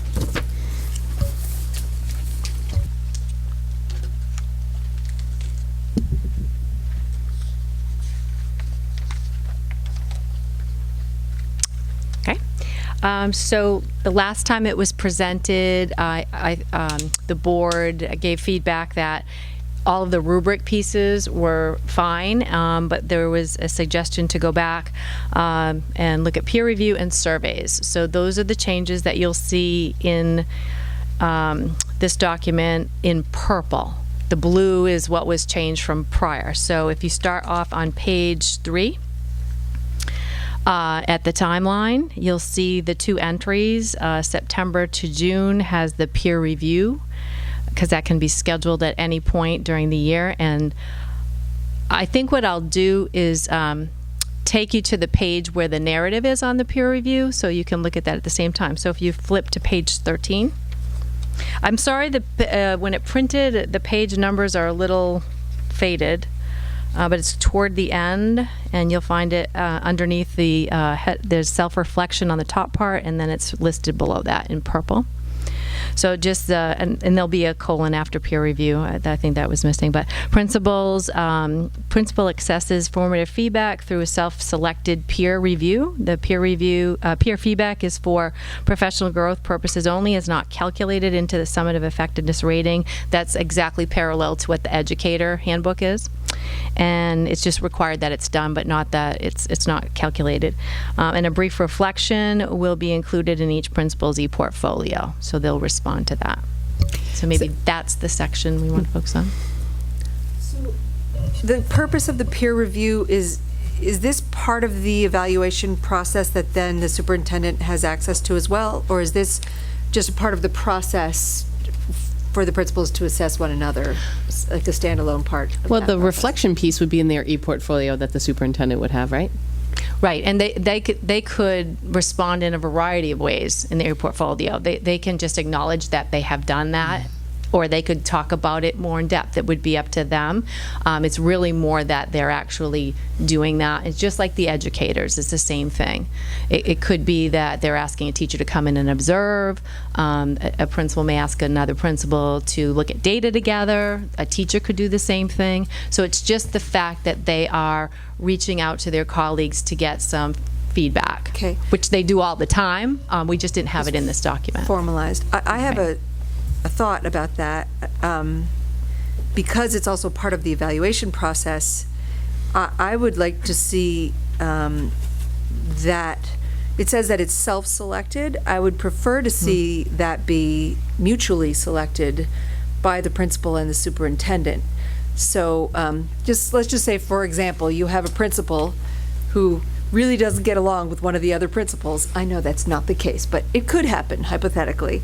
And they never select that other principal for their peer review, but the superintendent might think, I really want you to get some feedback from that other principal for your particular development needs in the next year, so please include that person on your peer review next year. So all I would suggest would be that we would change the language in that paragraph to say principal and superintendent access formative feedback through a mutually selected peer review.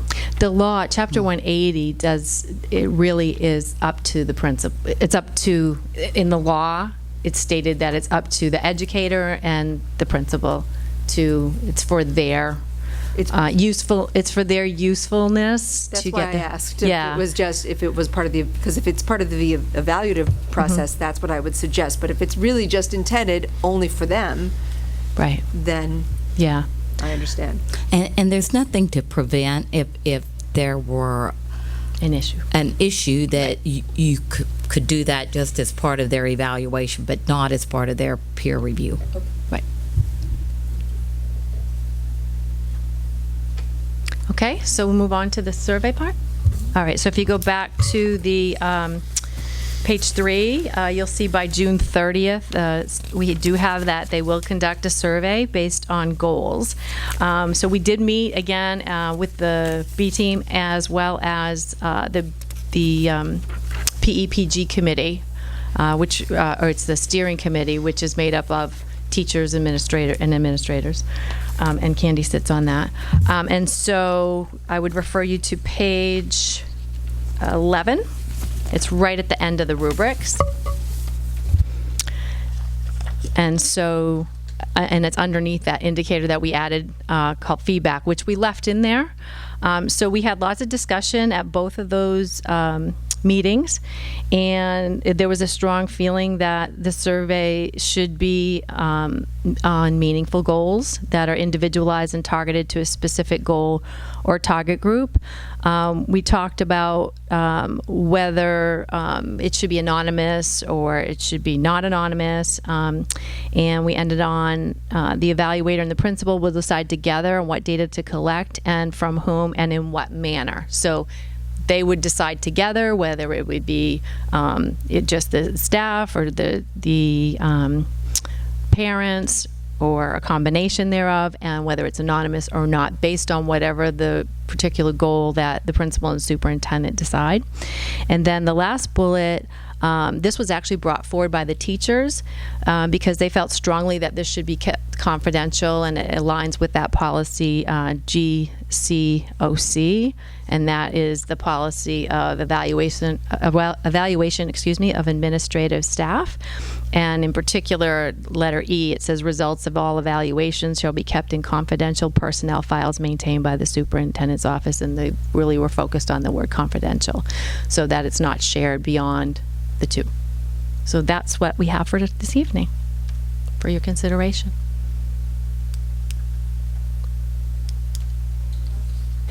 I want to comment on the survey piece. Mm-hmm.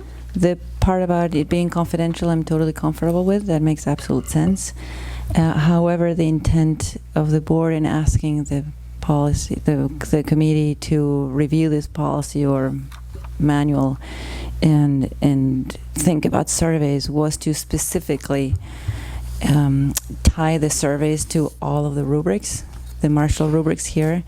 And what we, as I recall, wanted was for a survey that would be going to a set number of people who wouldn't be necessarily self-selected, but it would be a number of people who may be random, mm-hmm. who would fill out the survey anonymously, and that it wouldn't be necessarily tied to personal goals. It would be tied to the rubrics, because there are many rubrics here, and mm-hmm. Lindsay even went and said, hey, I can already see 10 here in the first 3 pages, and I started circling, and pretty much all of them would benefit from having a very objective view from people who may or may not be the likely selectees, mm-hmm. and who may be part of stakeholder groups that may add a lot in terms of information to consider when evaluating the principal on the rubrics themselves, not on personal goals. Mm-hmm. So I don't know if that wasn't clear, or if their communication it was shared, got lost in translation, mm-hmm. or what happened, but what I personally was asking for was not this type of survey, but a survey that would be much more broad, anonymous, that would be same as we do for the superintendent, a list of questions that are already predetermined, and they belong as part of the handbook and as part of the review process, and that every administrator gives the same set of questions to the same number of staff, teacher, other people who respond anonymously, and they inform the rubrics themselves, not the personal goals. So for the board, that was communicated in both groups, and this was the decision that both groups felt the most comfortable with to bring to the board level. So they did know that there were several things discussed here. We talked about 360. We talked about all kinds of those things were shared, and the whole steering committee that is made up of the teachers and the administration felt strongly that it needed to be meaningful. So we had a long discussion on what meaningful meant, and that's where they landed with the goal. So it wasn't ignored. It was brought forward and discussed in depth for quite a length of time. So could you expand a little bit on what was the definition of meaningful, and why what's being presented would be considered meaningful versus what the board had discussed? Why would that not be meaningful? So I'm going to ask, we had a teacher that had volunteered to come speak tonight, but she ended up sending an email because she was ill, so I could talk to you about that. But I also have 2 principals that are willing to speak to that tonight, so I don't know if Emily wants to go first. I think it was Will, or they're tossing coins up to the... Okay. And I'm working on just a few hours of sleep. I had a really late night last night, so I'll try to be coherent. So the big driver in the conversation we had is about starting with the objectives of what a professional growth and evaluation process should be and what we value about the teacher process we have. And as collectively as principals, what we value about it is that it's grounded in growing people. So it's built under the assumption that most of our educators are effective, and we'd rather have a process that help develop our effective educators than a process that's built primarily to identify ones that are ineffective. Now, I think it can do both. I don't think they're mutually exclusive. But when we had that same conversation about principal evaluation, the question became, how do we develop a system that is focused on growth as its primary objective, right? Resting on the assumption that most of our employees are effective, and we should be investing our attention, our time, our money in pushing their ability to be more effective. And so when we looked at it through that lens, it felt like developing a comprehensive survey that looked at 50 indicators that would require attention to the design of that survey, getting responses to that survey, defining who completes the survey, and then having an overall view that may or may not provide additional information is not as powerful as a teacher or a principal saying, you know what, these are some areas I want some additional information. So let me give you 2 examples. I'm finishing up my first official year at Mass Landing. My teachers will get a survey from me tonight about my leadership that feels reflective of a principal at the end of their first year, right? There's some specific areas I want feedback a year in, right? I want to know if people trust me. I want to know if people feel like I'm in their classroom enough. I want to know if they value the feedback I have instructionally. I want to know where they want me to grow, right? And I want to know if they feel like we're meeting kids' needs. Now, I might feel different 5 years in about what my focus would be. When I look at those school satisfaction survey data, one thing I think is we've really got to take a deeper dive into how we're serving our highest quartile kids. And you know that's been a focus for us already, but we're not there yet, and that's what that data suggests. And rather than administer a survey and risk survey fatigue on 50 items, I want to ask parents about that. That's what I want to know. I want to know qualitatively, where do they feel like we're hitting the mark? Where aren't we?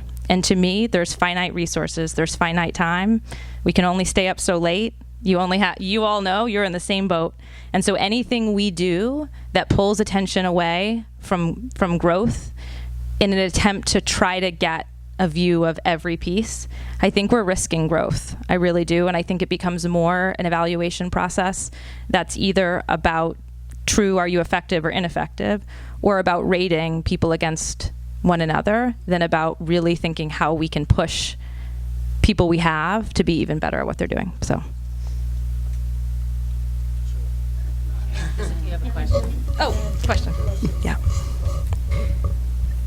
I hope I remember all my thoughts about that. So, agreed that to have a 360 kind of a survey which corresponds to all these areas in a rubric is insanity. But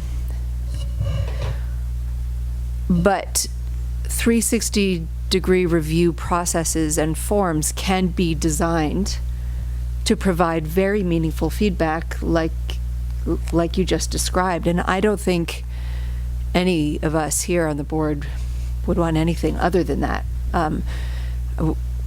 We would want you to get truly actionable, helpful, developmental feedback for your growth, and we would like you to be able to get that from a variety of sources. The whole point of the 360 is so that you're hearing from different stakeholders who care about your development.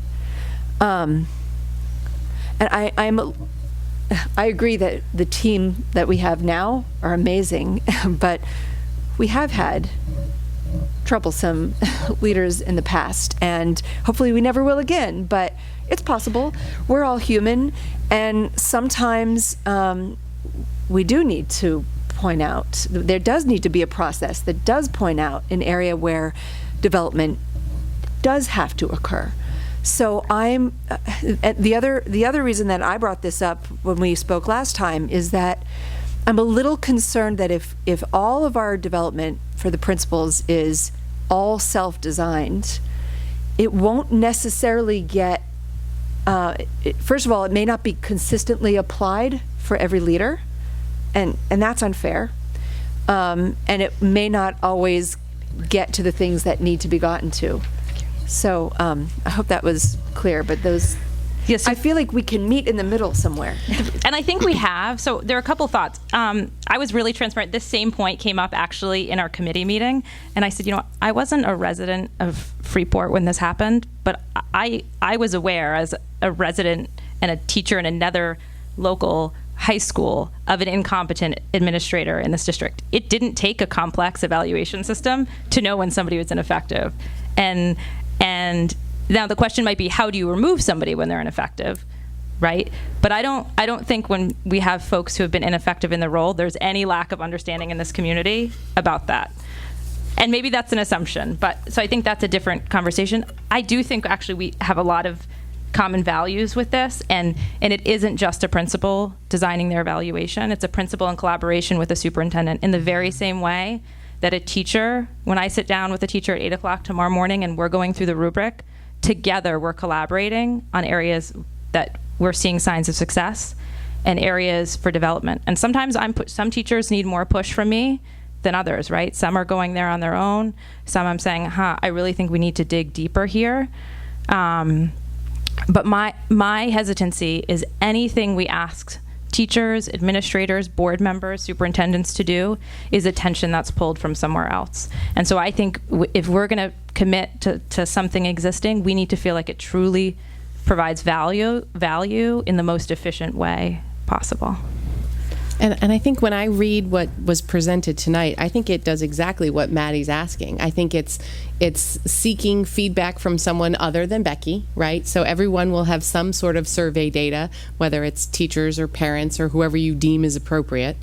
And the feedback, I had the same comment about the self-selected peer review, like, well, always you pick the person who likes you the best for that. Not that you guys would do that, but, so I thought that if it's law, then it's law and it's fine.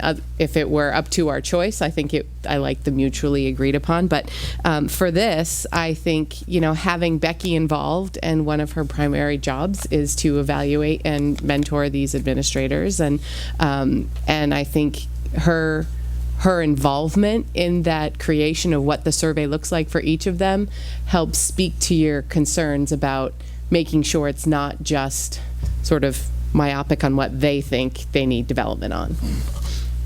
So my intention whenever I bring up stuff talking about development is I'm never talking about the players in the room. I'm talking about Superintendent Y and players X, Y, and Z who we don't know. So let's imagine a superintendent, and I'm playing worst case scenario. I mean, there's nothing I disagree with but what you're saying, but let's just imagine we have a superintendent who gets along really, really well and aligns philosophically really well with a certain principal who, and another principal with whom superintendent does not. I'm also a little concerned that if it's that subjective and if this process is that, I want to build in some consistency into the process so that the principals feel that they are being held equally accountable in a similar process. And also, I don't think it needs to be complex at all. It can be quite simple. Last thing I want to do is create more complexity for any of you or for you. But I would just like to see something that's a little bit more, has some standard pieces in it that everybody would be held accountable to. So I think everybody's being held accountable to that. There will be some type of survey data collected. It would be, so in the way that I think one of the areas that the board is really interested in and that we're interested in as administrators, and that I know that teachers are interested in, but we're not always doing well, is differentiating, right? So just like every student doesn't necessarily need the exact same assignment, I don't think it works when you're looking at a growth model to say that the survey needs to look the same for Emily in her first year as it does for Will, who's in his, I'm not sure which year you're in, Will, but Probably more necessary for me. Yeah, all right, right. But I think right. So I think it would look that he's in a different place. He's been in that building for a long time, and so the issues that he's facing is different. And every time we say it doesn't have to be complex, we just did a satisfaction survey that was only, I don't know, I think it's only 40 questions, right? There's way more than that many boxes in the Marshall rubric, and it takes a lot of time. And to me, if what you're getting is worthwhile, that's great. But I want to tell you that if I'm an incompetent superintendent that's aligned with an incompetent principal, and we're doing the exact same survey, I'm not sure how it's helping you, because as board members, you don't have access to that information anyway. And so the incompetent superintendent's going to look at it, and if they're aligned with the incompetent administrator, they're just going to rationalize it away. I mean, you have to be able to recognize we have an incompetent superintendent, and let's get rid of him or her, right? And I agree with Emily when you've had past incompetent administrators, it's not a survey that was the key in getting them dismissed. And that's one tiny little point to make that I think might have helped if I'd said this at the beginning. I'm not thinking of a 40-question survey with a quantitative result. I'm thinking about a more qualitative 360-degree kind of a process. More shorter, more qualitative, but similar questions. So that's wholly different. That's what makes it less complex, but makes it a more robust conversation between you and your principals. And I would like to point out that sitting where I sit doing the superintendent review, it was extremely helpful to have administrators, different people who interact with you, who interact in a different way than we would interact with you, inform our decisions. And in the same way, people who interact with administrators have knowledge that you as a superintendent, and not you, a superintendent may not have the same access to multiple viewpoints on how the principal interacts with different stakeholder groups that are very relevant to the rubrics. So the survey, I understand what you're seeing as the goal of the survey. I'm seeing the survey as fulfilling a completely different function, which is to inform the superintendent when evaluating the principal according to the rubrics, which doesn't mean that the questionnaire would include every rubric. I mean, the questionnaire that the administrators filled out for you is not the same rubric that we as board members, as your evaluator, are looking at. So it just provides a completely different viewpoint, which broadens the understanding of the evaluator as to the performance of the person being evaluated. And I have to say, I wish we always had people who are highly performing in this district, but we all know that if the process isn't consistent for everyone, whether they're really competent or not, it takes a long time to identify the people who are not competent, and for all the viewpoints to rise to the level where the evaluator, in this case the superintendent, would be fully aware. If we had a process that puts all of the pieces of the puzzle on the table quickly on an annual basis, then I think we would do a lot better identifying people who either need to go on an action plan or improve certain areas, or whatever the plan may be that the evaluator and the superintendent would decide for that person. But I have seen it in this district. It's just things dragging on for way too long, and stakeholder groups not having direct access to the person who's evaluating, and a lot of mistrust and a lot of back channel conversation and a lot of just frankly negative things going on around performance for one person. And I don't want that to happen. So I want the process, whatever it is, to be consistent, to be fair, to be thorough, so that on an annual basis the person evaluating has all of the information that that person needs to have to do a full and deep evaluation for every administrator in a district. I just to speak briefly to the rubrics, regardless of surveys, is that just to talk a little bit about having been at several training with Kim Marshall about these rubrics are not designed for what you're describing. So whether you choose to do a survey or whether a survey becomes part of this process, I just want to be clear, these rubrics are designed in a very holistic manner. They are not 60 individual indicators.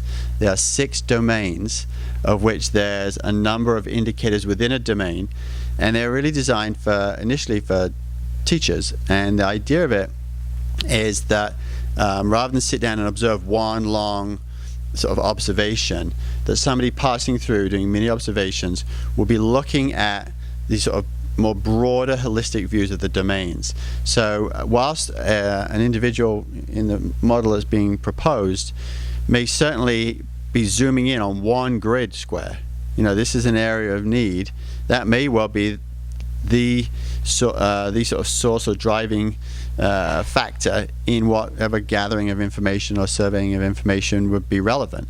But they are not designed, the wording is not designed, the progression is not designed to just choose them randomly and then sort of survey on them. It's a holistic series of observations, not absolutes. So just wanted to sort of be clear on how these are, and the reason they were chosen is because on the committee, the teachers and administrators over the last 4 years working on this, or maybe more, had wanted to align the two practices as closely as possible. And we went through a similar conversation when it was discussing about teachers and doing anonymous surveys with teachers and this sort of aspect to it. So those rubrics aren't really designed for that.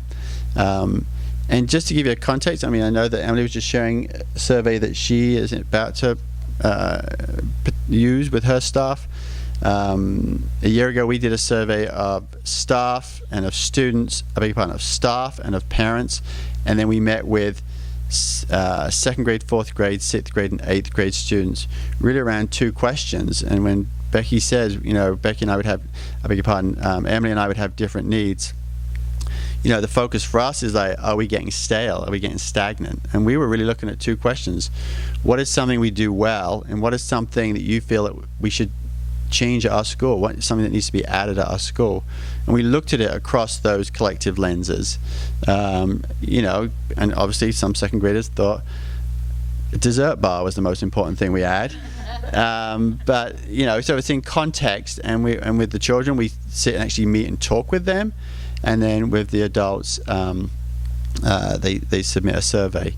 And it's interesting just glancing at the satisfaction survey comments. I can tell you right up front that on some parents from Durham, there's a comment that says the principal is terrible and should be fired, and there's a comment that says the principal is outstanding and we're lucky to have him.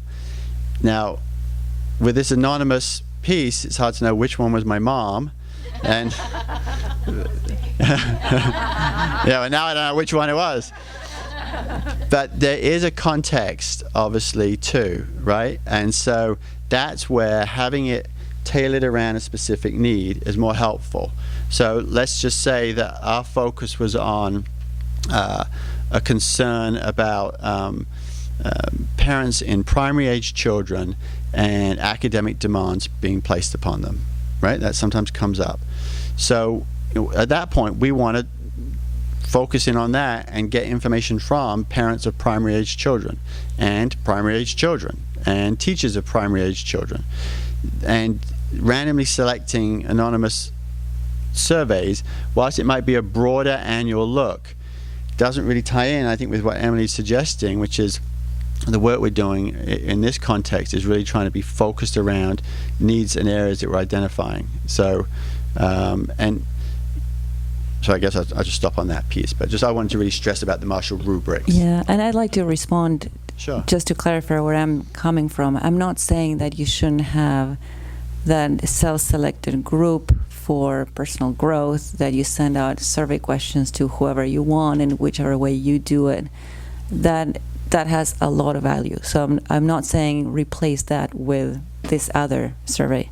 I'm saying in addition to doing that for personal growth, consistency across the board for all administrators with another short survey that is part of the evaluation, I see a lot of value in that as well. And I also want to comment that some people may be extremely self-aware and come up with lists of questions and stakeholder groups that they need to have access to select feedback and act on it. Other people may not be so self-aware, and they may be going in completely the wrong direction. And they may select people to talk to who are not really that helpful, or they may select areas of growth that are not necessarily what they need to grow in. So this is like a ground-proofing thing in addition to that.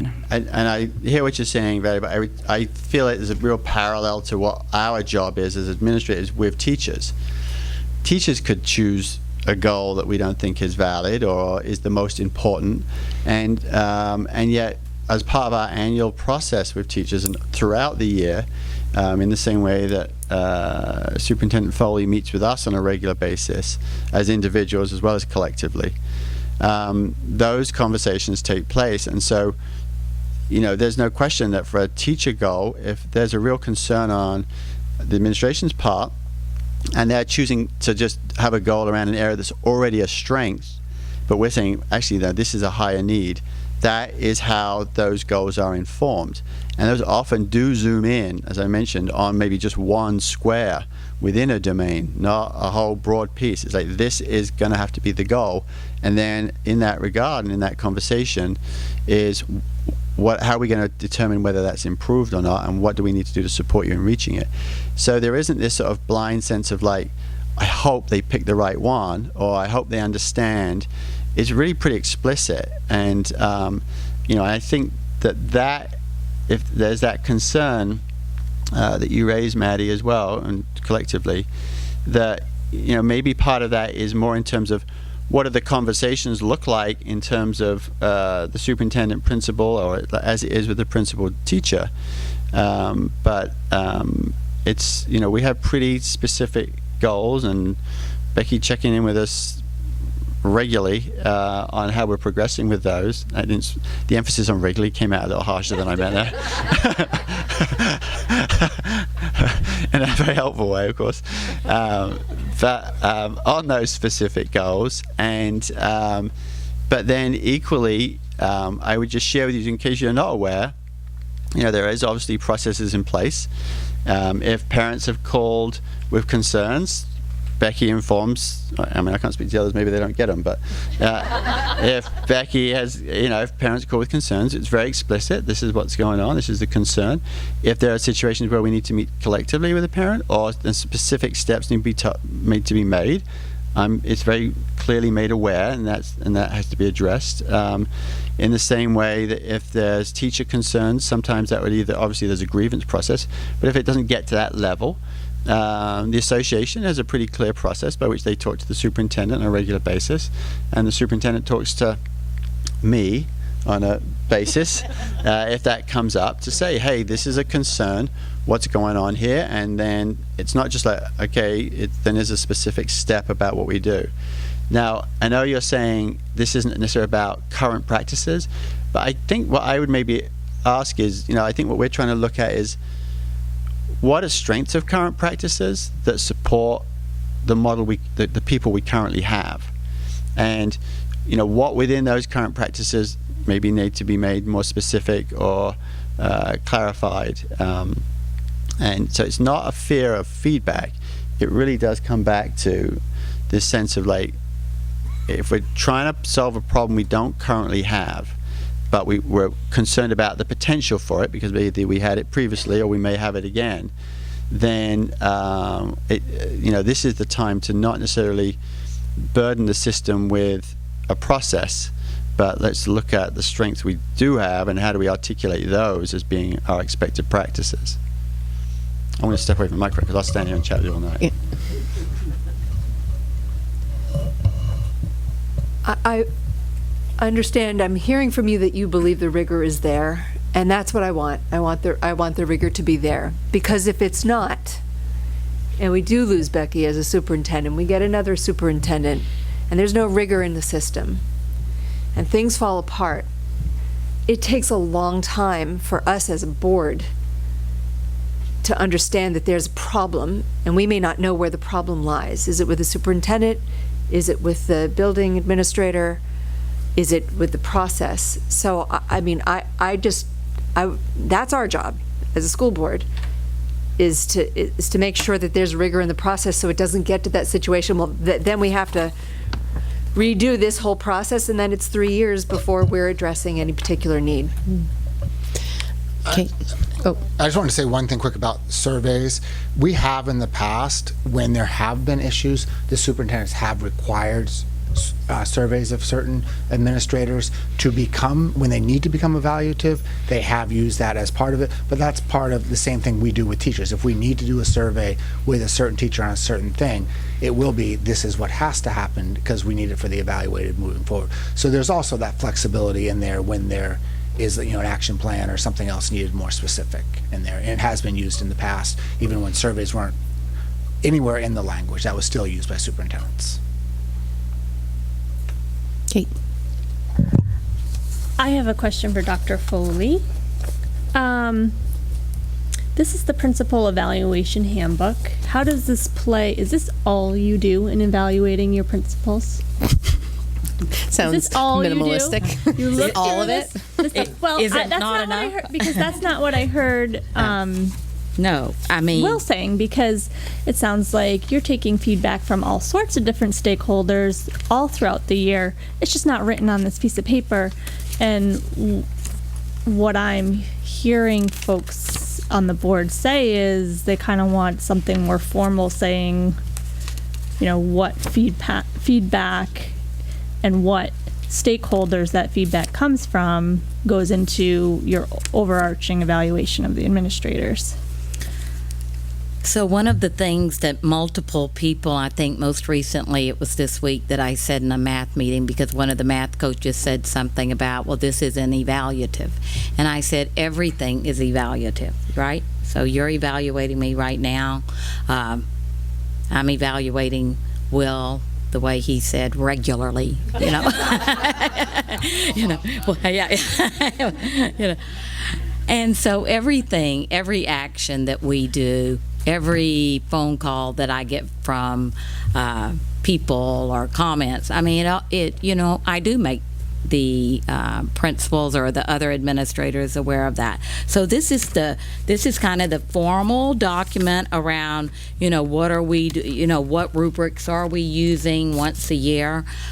We do set goals in the fall. We do a mid-year check, and now they're doing their end of the year. We use the data, but additionally, you know, every 3 weeks we meet when we can. We go into classrooms together. We have discussions about that. So there's a lot that goes into the evaluation, and that's why I would rather see the survey targeted to whatever goal that we're doing. And the goals, I agree with what Will said. We don't allow our teachers to pick a goal that we don't think is relevant or that is an area of strength. When principals set goals, we set them around, you know, the data. We've got all the different scorecards right now. We look at that data. Where are we weak? What do we need to be focused on?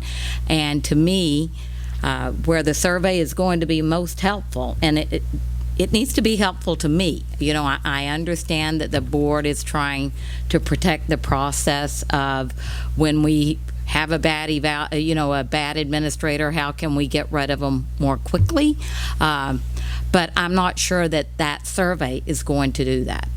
And I think that if I'm able to target the survey, that it's going to be much more helpful. And if it really is in order to get rid of ineffective principal, I just think the more leeway I'm given with developing that survey, the more helpful it's going to be. Because as you see, there are like 60 little squares and 6 domains, and if, you know, to me, it really might be one area that is making an administrator incompetent, and that's just like what we do with our teachers. When we put them on a growth plan, we're not putting them on a growth plan usually because they're ineffective in every area. Sometimes it's just one area. And the same can be true for administrators. So I just want to be clear, when we talk about this survey, at least I'm not talking about replacing the other one, the one that you and the administrators describe as the preferred option. I think that should totally remain as part of the process, because clearly there's a lot of value there. What I'm saying is that this process is not just to get rid of people who are ineffective, it's also to identify areas of growth. And I see 60 little boxes here, 6 domains, and I see that you have 18 administrators that you need to review. And I wonder, I mean, some of these things, how can any superintendent without feedback that is sought in a formal way from other stakeholder groups know everything about everything, everybody? I mean, successfully communicate goals to all constituencies, specifically using a variety of channels. Well, you superintendent may see that here and there for some of the administrators, but not all the time for all of them, or how they run the meetings, or how much buy-in they have from staff, or how they follow up on goals. Or I mean, there are a lot of things here for each of the 18 administrators. I can't possibly see any one superintendent being able to respond to all these boxes without the help of other people who interact on different levels with the administrators. The same way that I, as a board member, would never say that I can fill out the rubrics that we have for a superintendent without the help from people who interact with you in a different way. And it's not to get rid of anyone who's ineffective, it's to identify areas of growth. We're now in the process of reviewing you, and we use the feedback to identify areas of growth. And I envision that as being a similar process. So I understand the preference and why it's there, but I don't understand the resistance towards this other type of survey that is more formal, that is more across the board for everyone, and that can be made simple. And it doesn't have to include all these 60 boxes, but that can help identify areas for growth. Okay. I just wanted to respond. Okay. I don't want a cookie cutter survey. A survey is not, you're right. When there are boxes that you're right, I go to the administrator when we do our review, and I'll say, I'm not sure about this. Tell me about what you've been doing. If it's an area that I'm concerned about, well, then I would probe further around that. So you're right. But a survey's not going to give me that information either. I mean, depending on the box, I need to seek information in a variety of ways. And the reason I think you're hearing the recommendation that we're putting forward is because I think it is more differentiated, and there is only so much capacity. And the reality is, if we have to do the cookie cutter one, we're not going to be doing the other ones as frequently, because there's just not the capacity to do that. And I looked at the satisfaction survey as an example of that, where I had 4 of you helping me, and that was done in February, and we're just now finalizing it. And when you think about that, and this is for principals, so I mean, that's what we would be doing this for. That is, we have 6 currently principals and 3 assistants, so that'd be 9 people that we would be trying to compile that kind of data on, and I worry about that. So. I would just add to that in addition to there being that many different surveys, you'd also have each stakeholder that would probably need a different survey, depending on, you can't give the same survey to a parent that you would give to a teacher. And it just gets quickly overcomplicated, too much data, and then you can't even summarize it and use it in any useful way.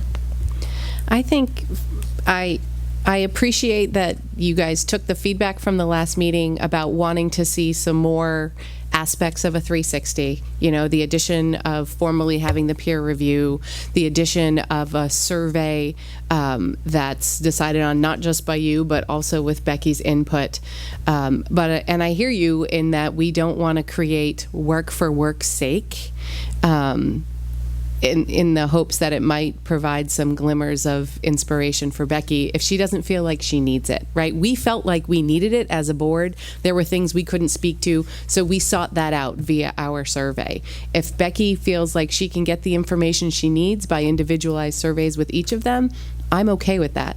And I expect that she will get the depth of the survey that she needs to get the information that she wants. So, I appreciate that you guys heard us and added some more layers into this, and I'm comfortable with what you've provided. So I know not everyone is, but we still have a lot of things on our agenda, so I would suggest that we move this to a vote, and if it fails, then they go back and continue to revise, and if it passes, then this is their policy.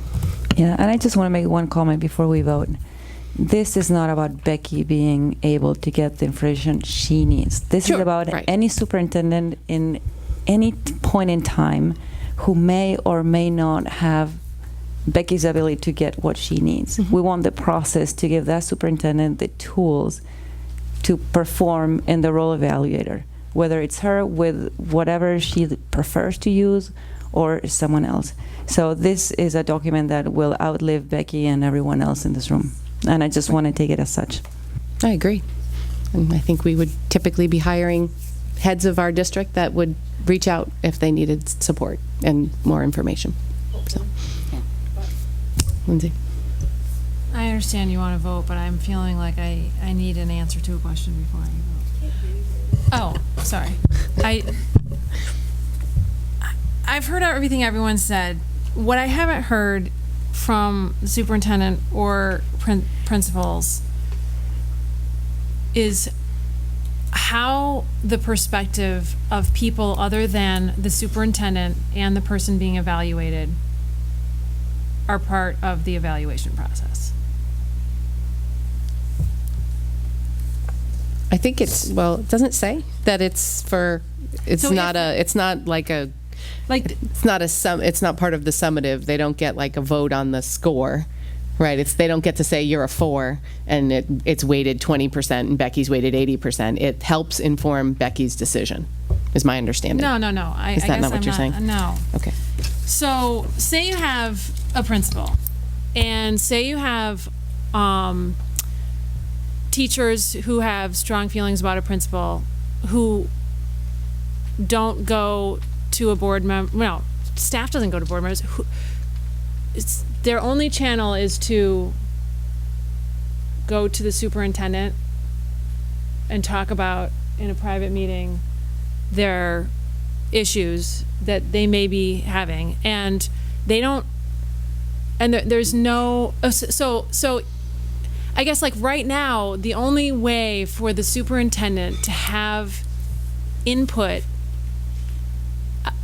broader than their own input is for an individual to take it upon themselves to make an appointment with Becky, have a meeting. That is only the opinion of that very strong opinion. I'm assuming it would be a very strong opinion, otherwise they wouldn't go through the trouble of that meeting. That is a very strong opinion from one person that Becky may hear if that person or people end up going through that route. I'm not hearing another route for the perspective of the staff to be able to be shared with Becky in a way that is, I don't know, like not just an individual viewpoint. Because we've all heard nightmare stories of, things that people say that they're totally based on context and one situation, and, how do you take that into account? So what I'm seeing is I don't know if it's a survey that's needed, but like I see a big, huge blind spot in the superintendent, not because of any personal fault, because of a systemic fault. So how can we solve that as principals and a superintendent? So I would say the most common way that that's handled is through the association. So I meet with the association both for the support staff and for the educators. I meet with them monthly also. So if there are issues popping in a building, they quickly let me know about. And those aren't formal grievances? No, those aren't formal. Meetings. No, They're just like, those "Hey, are just how's it meeting. going?" You know that you were having an issue around that. Some of you have served on the negotiations this year, and I think you've heard some of that. Like, oh, we've had an issue with this. Can we problem solve around it with this administrator? And that, you know, I would say that's the most common way and probably far more effective than a survey, because you can really, you know, it's one-on-one. Last year, in my first year, I facilitated a group conversation with the administrator and the staff member and the association. That was very helpful in receiving input in what can we do to grow this administrator. So I think that is the way that is the most common. Are those formal, so you said those aren't formal grievances, those are discussions? No, because a formal grievance, they really have to show where some part of the contract has been broken. And if you're really talking about relationships, rarely can that become a formal grievance, right? But if it's something where it's just, you know, the communication is not effective, or you know, and then there's the complaint process, as you're aware of, that we have a board policy on that. But that's more what I think you're talking about with just, you know, if an individual teacher or an individual staff member comes to me. But usually they'll go through the union so it can be a more facilitated discussion and focused more on problem solving. Becky, also, it would seem to me, I think one of the reasons that the group that worked on this tried to leave this a little more open-ended was so that, because every situation might be slightly different. But I think that what is written in here about surveys, I mean, if you were hearing from the association or wherever about some concerns, about some issue or something in particular, it just says here that gives you the right, with the principal, to do a survey with whatever the appropriate group is, whether it's kids or parents or staff, around whatever the concern is. And that's why this is kind of written the way it is. So. Yeah, my only concern is that we're then basically asking the association to be part of the review process. What if the association doesn't come with information that you need? And how does the association collect that information to bring to you? We're not privy to how the association works and when they bring something forth to you and when they don't, and how many people they poll before they come to you. So that leaves a lot in the hands of the association that we have very little knowledge about. Well, it's just I was responding to Lindsay's questions about, like, what are some ways that you receive feedback, and that is, you know, that's one of the other ways that I have found, honestly, in multiple districts that I've been, is much more helpful in problem solving an area that a administrator may be struggling in. Okay.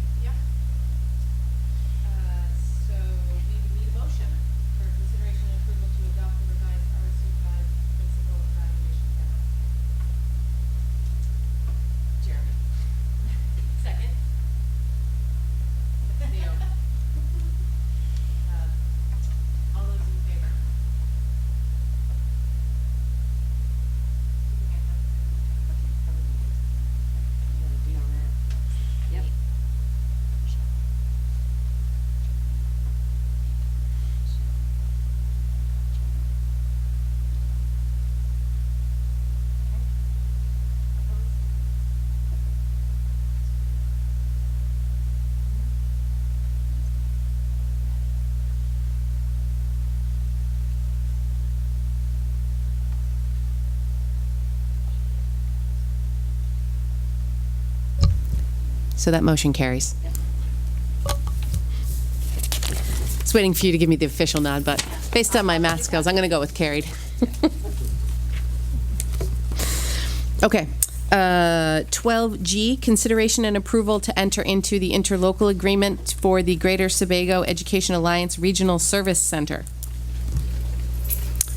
So you guys discussed this a lot at our last board meeting. So I did also email all of you to say if you have additional questions, please feel free to email me those. I didn't receive any further questions, but I'm happy if you have further questions to try to answer those. And if I can't, Mary Jane is also available by phone.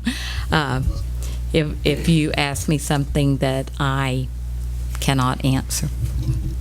I was curious how many of these people had this question on their, I saw it on, I was going through polling results, and I know some of them, I don't know about these ones specifically, but had the referendum question to enter into. Do we know if any of these did? No, I didn't. I didn't follow up on that. I think so far the people that have the districts that have passed it are 6, 14, and 15, and so currently they're the ones that really are entering into the agreement. And they've already had their referendum vote. Well, because they were able, if they got their board to adopt it, they were able to just do it at their annual budget meeting. Huh. And so that's where they kind of did that. So we're kind of all over the place. Do the individual towns have to do a referendum as well? Or is it just the RSUs? No. Everybody does? Yeah. You have to have some kind of vote. Okay. Except, Becky, you said that if we wait a year, then we could go in without the referendum. Correct. Thank you. Okay. I think I had put that in a board update or something. So if you, I think the challenge facing RSU 5 is that, you've gone through a few withdrawal votes. So it's still a very kind of sensitive issue that I don't think the other districts that are listed here have that baggage. Challenge. Baggage is the right challenge. word. Challenge. There we go. That's a much nicer word. And so, so at the Drummond Woodsum workshop, and Mary Jane did confirm this today with me when I was talking to her on the phone, that they had recently had a meeting with the DOE, and there is an option that for districts that don't regionalize this year, you lose that subsidy, and for which we didn't budget for, right? We did not budget for. It's $26,000 for this coming year. That you can then look at the centers that have been established this year, and then next year, if you want to request to enter one of those centers, of course they'll have to vote to allow you in, but if once the region is established, then you don't have to go to the voters.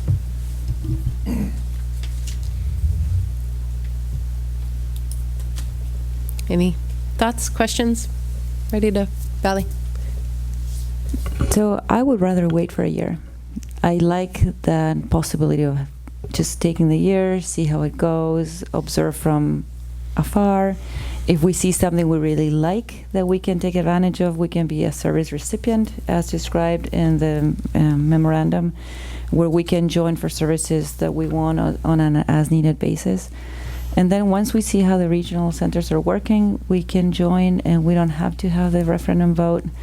And if the state, in the meantime, decides to withdraw the funding, or if the cost of running the regional center all of a sudden goes up, because right now we don't know how much it will go up, or if it will go up, or there's so many unanswered questions, and having that option on the table of just observing and waiting is the one that I would prefer right now.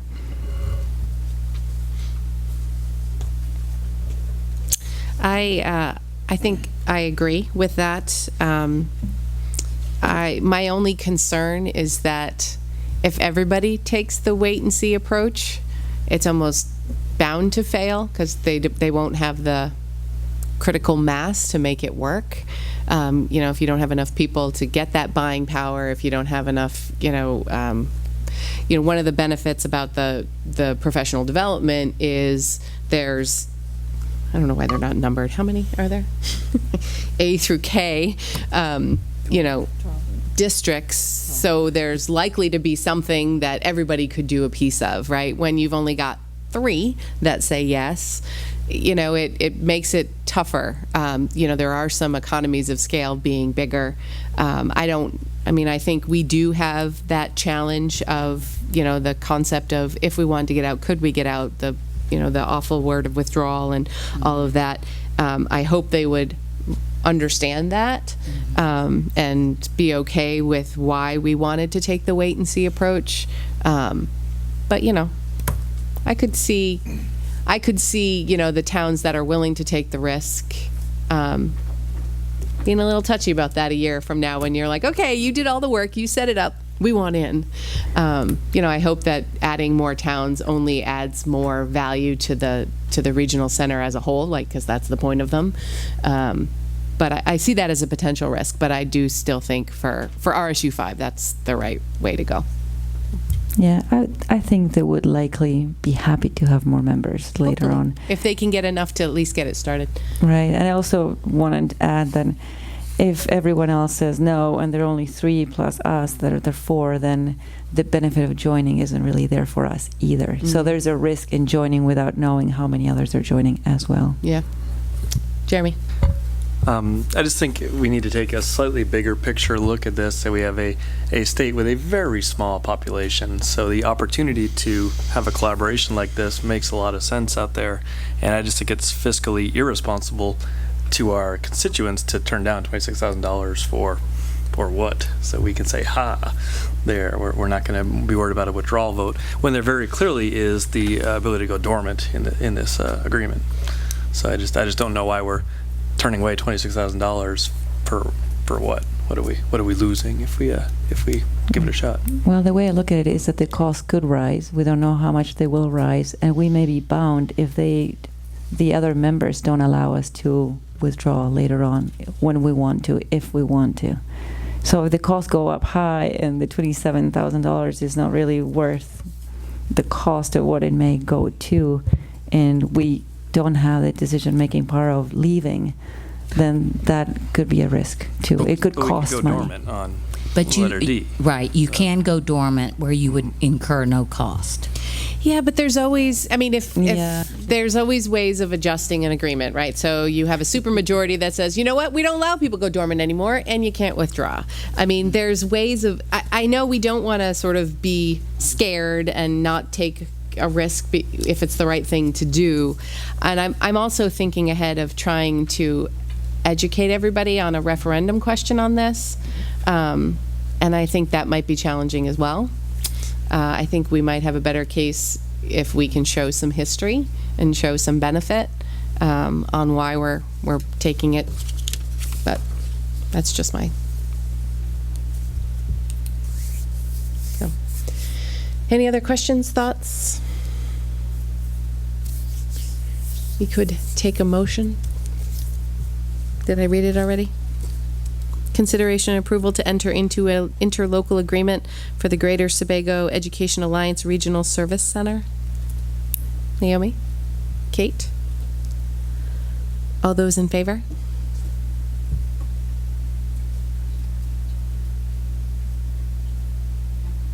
Opposed? Are you abstaining, Candy? Yeah. Why? You're not allowed. You really can't abstain unless there's a conflict of interest. We learned that because I tried to abstain, right. And we found out that I actually wasn't. You have to. Unless there's a conflict of interest, I don't know. Do we need more discussion for the people who didn't vote, or do you want to just think about it for a second and vote one way or another? Can we ask the people who voted for it? Who voted for it? Jeremy did. I want to hear why. Well, Jeremy just did. Can you do that in the middle of the vote? I agree with Jeremy. And we can go dormant. It's not, yes, we could doomsday the worst could happen, but I doubt it. And it was economy and scale. Yep. What are the people who didn't vote want more discussion? Or do you want certain topics? Do you want to talk about something? Yeah, we've already called it. You kind of have to vote, yes or no. Oh, so they have to put their hand up. Well, how, like, okay, so you want to ask the questions again? Like how? Who's in favor? Well, yeah, what? They have to have a framework. What are they voting for? They're voting for the interlocal No, but agreement. yes or no? Yes. Like, I mean, you have Right. to ask them a question. Which way? Okay, so we, well, all those in favor?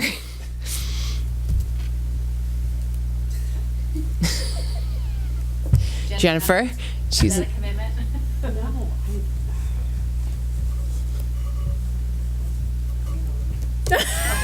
you want us to talk about something? No, we can't. No. We can't. Oh, shoot. Just have to. So I've got John Candy, Jeremy, and Okay, opposed? Is Valley over there? she voted. She told me. Okay, okay. Absentee ballots here at the school board meeting? Okay, you good? Okay, so that did not pass.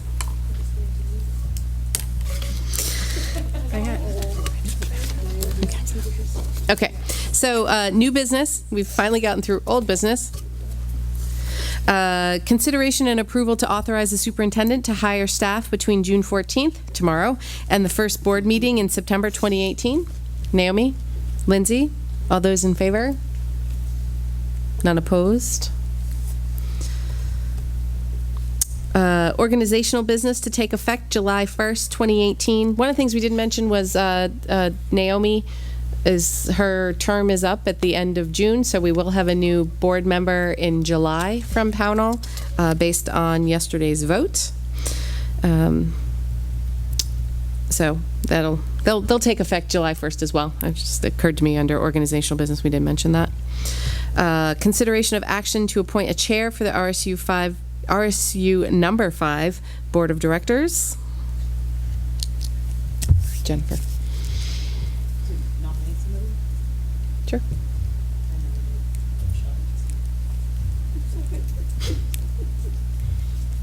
Any other nominations?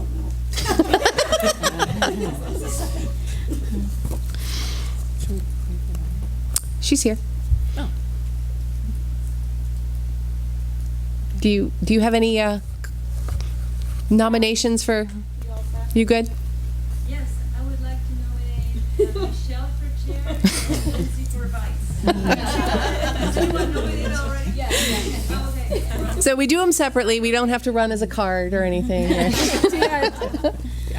I be on your ticket? Yeah. Ticket, that's the word. I'm so dumb. Card. It's like a dance card or something. I don't know. Okay, so no other nominations? All right. No. Honored for sure. All those in favor? None opposed? Thank you. I think. Consideration of action to appoint a vice chair for the RSU number 5 Board of Directors. Valley? Second? Naomi? Any other nominations? All right. All those in favor? None opposed? Congratulations. Thank you. You too. All that hard work on Robert's Rules is going to keep that going. C, consideration and approval for Drummond Woodsum to act as the school attorney for the 2018-2019 school year. Maddie, second from Naomi. I do have a question. I know we have to send out like things to bid every now and then. Do we have to do that for our attorney, or is that sort of exempt from that requirement? So I've never seen a bid process for an attorney. Yeah, I didn't think so either. And there's no like RFP or, okay. Not a lot of options. There's a few. Yeah. I was just curious. Not that I think we need to. I was just curious if it was one of those things that we're supposed to do every number of years, like insurance and CPA. Okay. All those in favor? None opposed, thank you. Consideration and approval for Dr. Stephanie Phelps to act as the school physician for the 2018-2019 school year. Naomi? Do you want to second it first, and then you can ask your question? Yep. Second from Jen. Question? So I was surprised to see this. What is this? I have no idea. So we need someone to help. Oversee the nurses? Well, they don't really oversee the nurses, but if they can help with orders, for the nurses. And sometimes we may need to send somebody to a physician, or we might have a question, and they would be the one to guide us. And our current one retired, and that's why we have a new one. Oh, is this a new one? Yeah. Didn't notice it was a new name. Okay. So like our concussion protocol that says people have to be cleared by, do we send them to this person? No. Or is it their own No, physician? because they can go to their own. But like medication stuff, if Yeah, there's a right. cut, they'll go. Okay. Like a consultant. And how does the Yeah. compensation work for? How does the compensation, do we? So we haven't been paying our current one. That's why she quit? Sorry. Well, I mean, it would obviously be dependent on how much we use. So it's like a per diem. If we use them, Totally a per they diem. bill us. Exactly. Okay. So, if it's an office visit, then they would bill us for an office visit. Okay. So it's not like there's a flat fee we're paying No. just for them to be the physician No, of the school it's only district. as we use them. Perfect. Good, Jeremy? Okay. Good. Any other questions about the doctor? I don't know if we've ever had this many questions about them before. Usually because it's at the end of the meeting. All those in favor? None opposed? Thank you. Okay, personnel. So A is the one we pulled, right? Yes. Okay, so consideration and approval to employ a .2 nurse at Moore Street School for the 2018-2019 school year. So I would like to recommend Shannon Sampson for the .2 nurse position at Moore Street School. She's currently been in a one-year position here, and this just now moves her to a permanent one. It's a job share. So it's not that we only have a .2 nurse at Moore No. Street, it's just that this person picks up some of it and Brooke Yes. Rich picks up the rest. Okay. Motion? Valley? Lindsay? Any questions? Got a vote of confidence from the board? All those in favor? None opposed?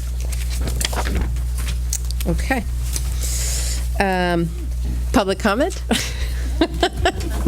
In our big crowd, even our principals bailed on us. Okay, so that is the end of the regular agenda. So we are looking for a motion for consideration and approval to enter into executive session as what? Oh, I think we do. We have to sign before we go. So quick pause, and then we'll come back and go into executive Do session. you have a special pen, or do we just bring our own? I have pens Okay. Can we get in a line? Yeah, let's line up, people. Yes, line up first. Candy can go